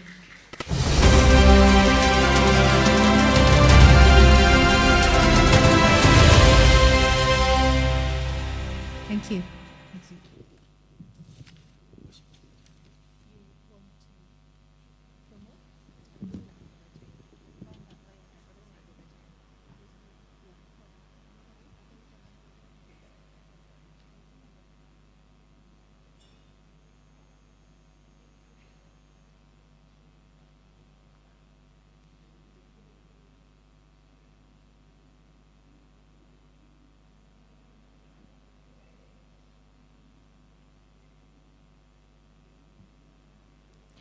And now we will announce the Best Paper Award. The Best Paper Award in Accounting category goes to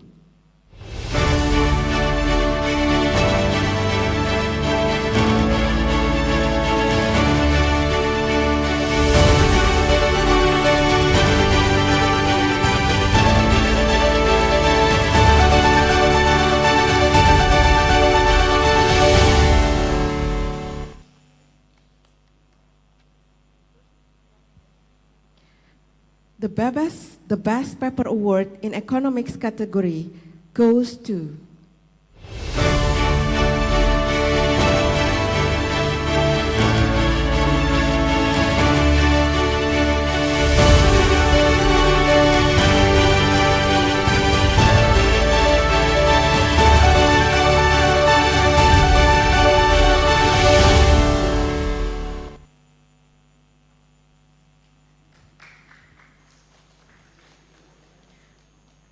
And for the management category, the Best Paper Award goes to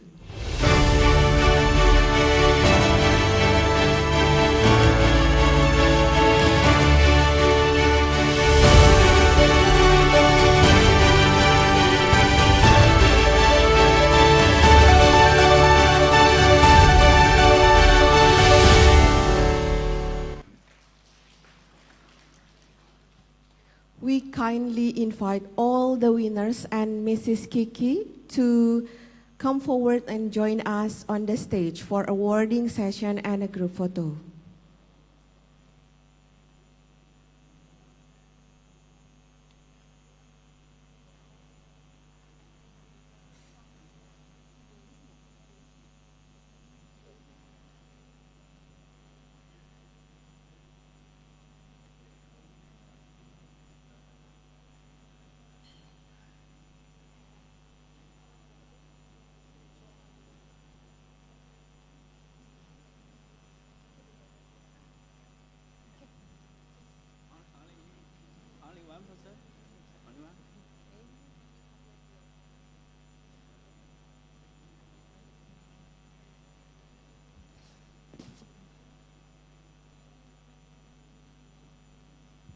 Once again, we kindly invite all the winners to come forward and join us on the stage for awarding session.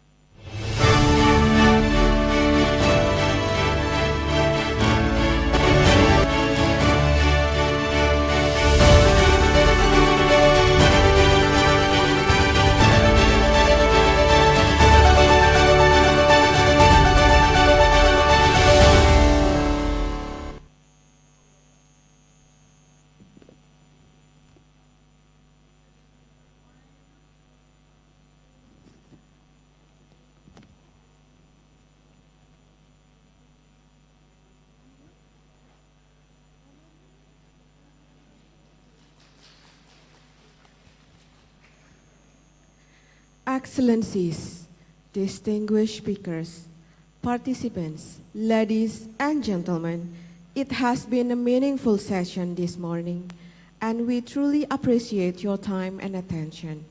On behalf of organizing committee, we would like to thank all of the speakers, moderator, and participants for your active engagement, and to our host university, Universiti Utara Malaysia, Hebei University, Universitas Jenderal Sudirman, and University of Mataram, as well as our sponsors, PT KAI, BPJS Ketenagakerjaan, and BPKH. And thank you for all co-hosts, Universitas Gadjah Mada, Universitas 11 Maret, Universitas Bayangkara Jakarta Raya, Universitas Siliwangi, Universitas Jenderal Ahmad Yani, and Universitas Pekalongan for their meaningful support and collaboration. Please accept our sincere apologies for any shortcomings or inconvenience throughout the sessions. Before we conclude, we have a few announcements to share. We kindly ask for you as we go through this important notice.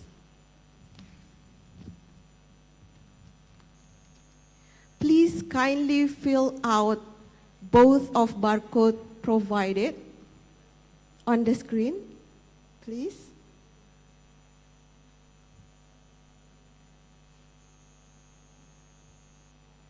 Okay, please kindly fill out both of barcode provided. Please ensure your name and email details are entered correctly, as it will be used for certificate issuance. And the second barcode is survey from BPJS Ketenagakerjaan.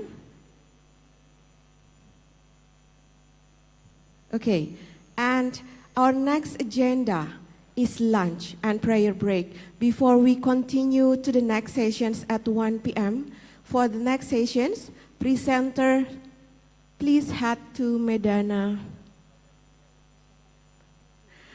Please head to Medana 1, Medana 2, or Malimbu 1, and Malimbu 2 on the second floor. And for our executives, this executive forum will take place at executive meeting room, also on the second floor. Before heading to your next session, we would like to remind you that our local business booths are open just outside the ballroom. 5 local businesses are joining us today. Nutsafir Cookies, Mutiara Dwi Kristi, Ude Pesisir Samudra Teluk Jor, Penginang Tenun Lombok, and Akila Lombok Pearl. We warmly invite you to stop by, take a look, and support these local entrepreneurs by making a purchase before continue with your day. Excellencies, distinguished speakers,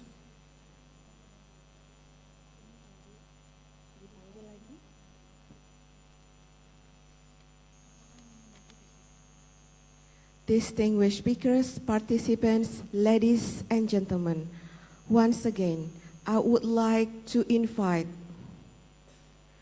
Gong Xiaohui Zhao Yichong from China, Ina Aplena Marani Suryanto Bimo Rizky Samudro Evi Gravitia from UNS, Mudrajat Kuncoro, Latri Wihastuti, Kunhari Wibowo, Purno Mosidi from UGM,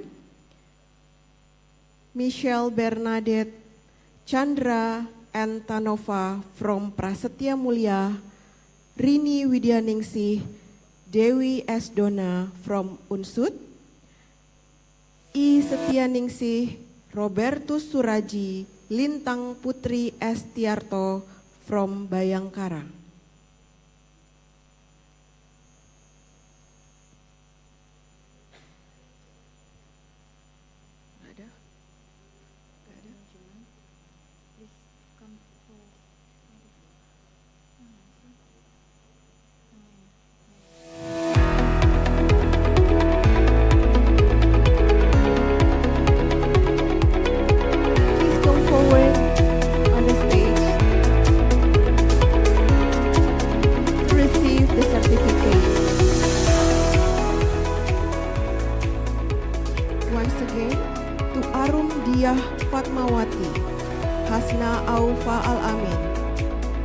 Gajah Mada University, Ni Made Pingkan Pitaswari Agung Artakusuma from Universitas Udayana Bali, and to Muhammad Sultan, Nurul Hidayah, and Umi Widyastuti,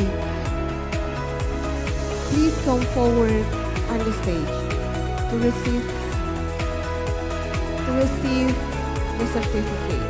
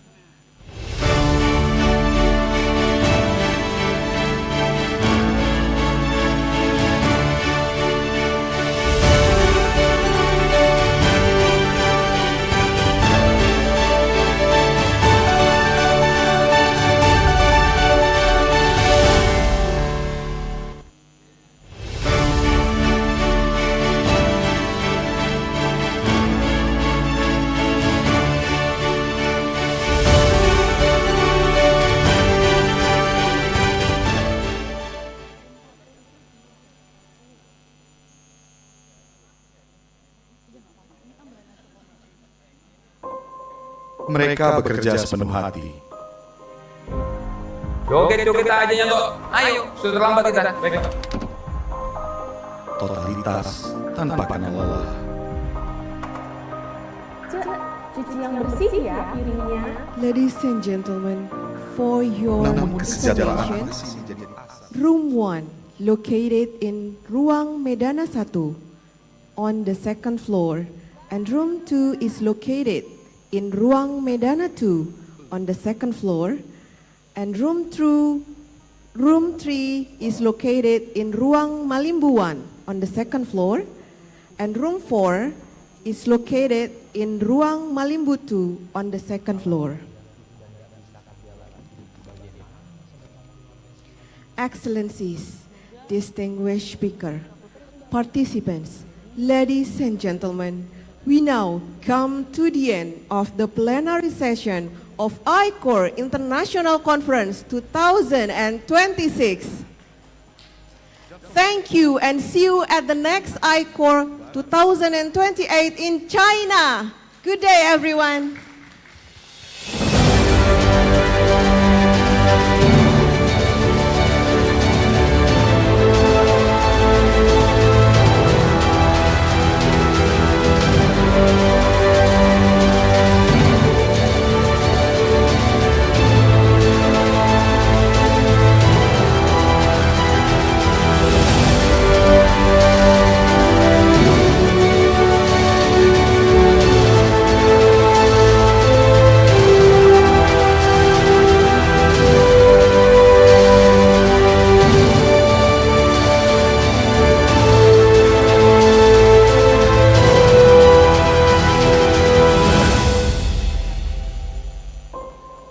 Mereka bekerja sepenuh hati. Joget-joget aja nyantok. Ayo, sudah terlambat kita. Baik. Totalitas tanpa kenal lelah. Ladies and gentlemen, the food is served on the Pandan Restaurant on the first Namun floor. kesejahteraan masih menjadi asas. Please langsung. enjoy your lunch. Thank you. Mbak, jamu Mbak. Karena mereka belum terlindungi. Saya harus kasih sesuatu untuk masa depannya. Gaji yang selama ini aku berikan, apa cukup ya untuk orang tua Sri? Kalau Wahyu jatuh dan gak bisa kerja lagi, bagaimana masa depan keluarga si Wahyu?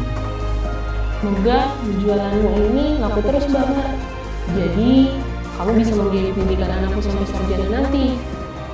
Rasanya aku perlu kasih sesuatu buat Mbak Mar. Untuk memiliki jaminan sosial tenaga kerja. Dengan aplikasi Jemo, siapapun bisa mendaftar jadi peserta. Mau daftar untuk diri sendiri atau orang lain, caranya mudah banget. Nggak pakai ribet. Dengan Jemo, lebih lengkap, lebih mudah, lebih cepat. Cak, saya punya hadiah buat kamu. Apa itu, Bu? Ini jaminan hari tua. Jadi hari tua kamu sudah aman. Ya, Tok. Ini hadiah dari saya, jaminan hari tua untuk kamu.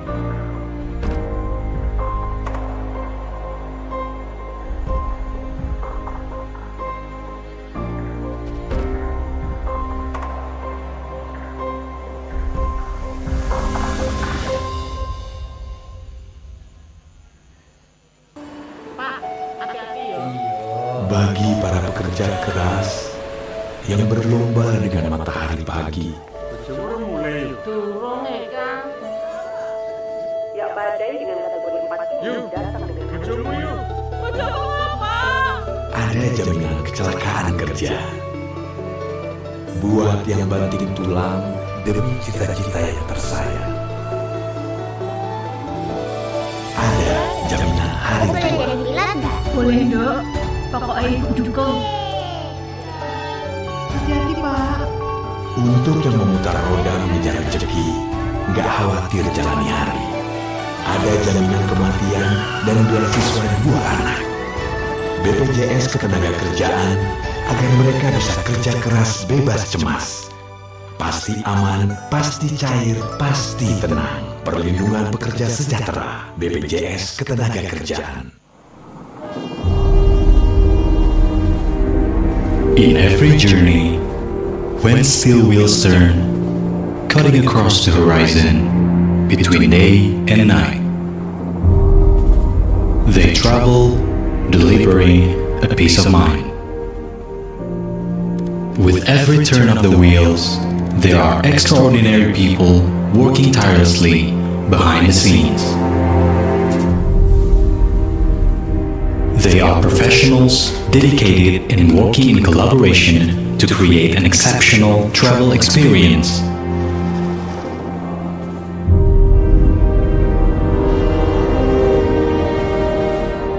They are the ones who uphold the highest standards of safety and service excellence. They are the ones who set everything in motion before the train wheels speed along the tracks. Attentive in every detail, making certain nothing is left behind in any journey. They understand the value of every opportunity, and so they remain steadfast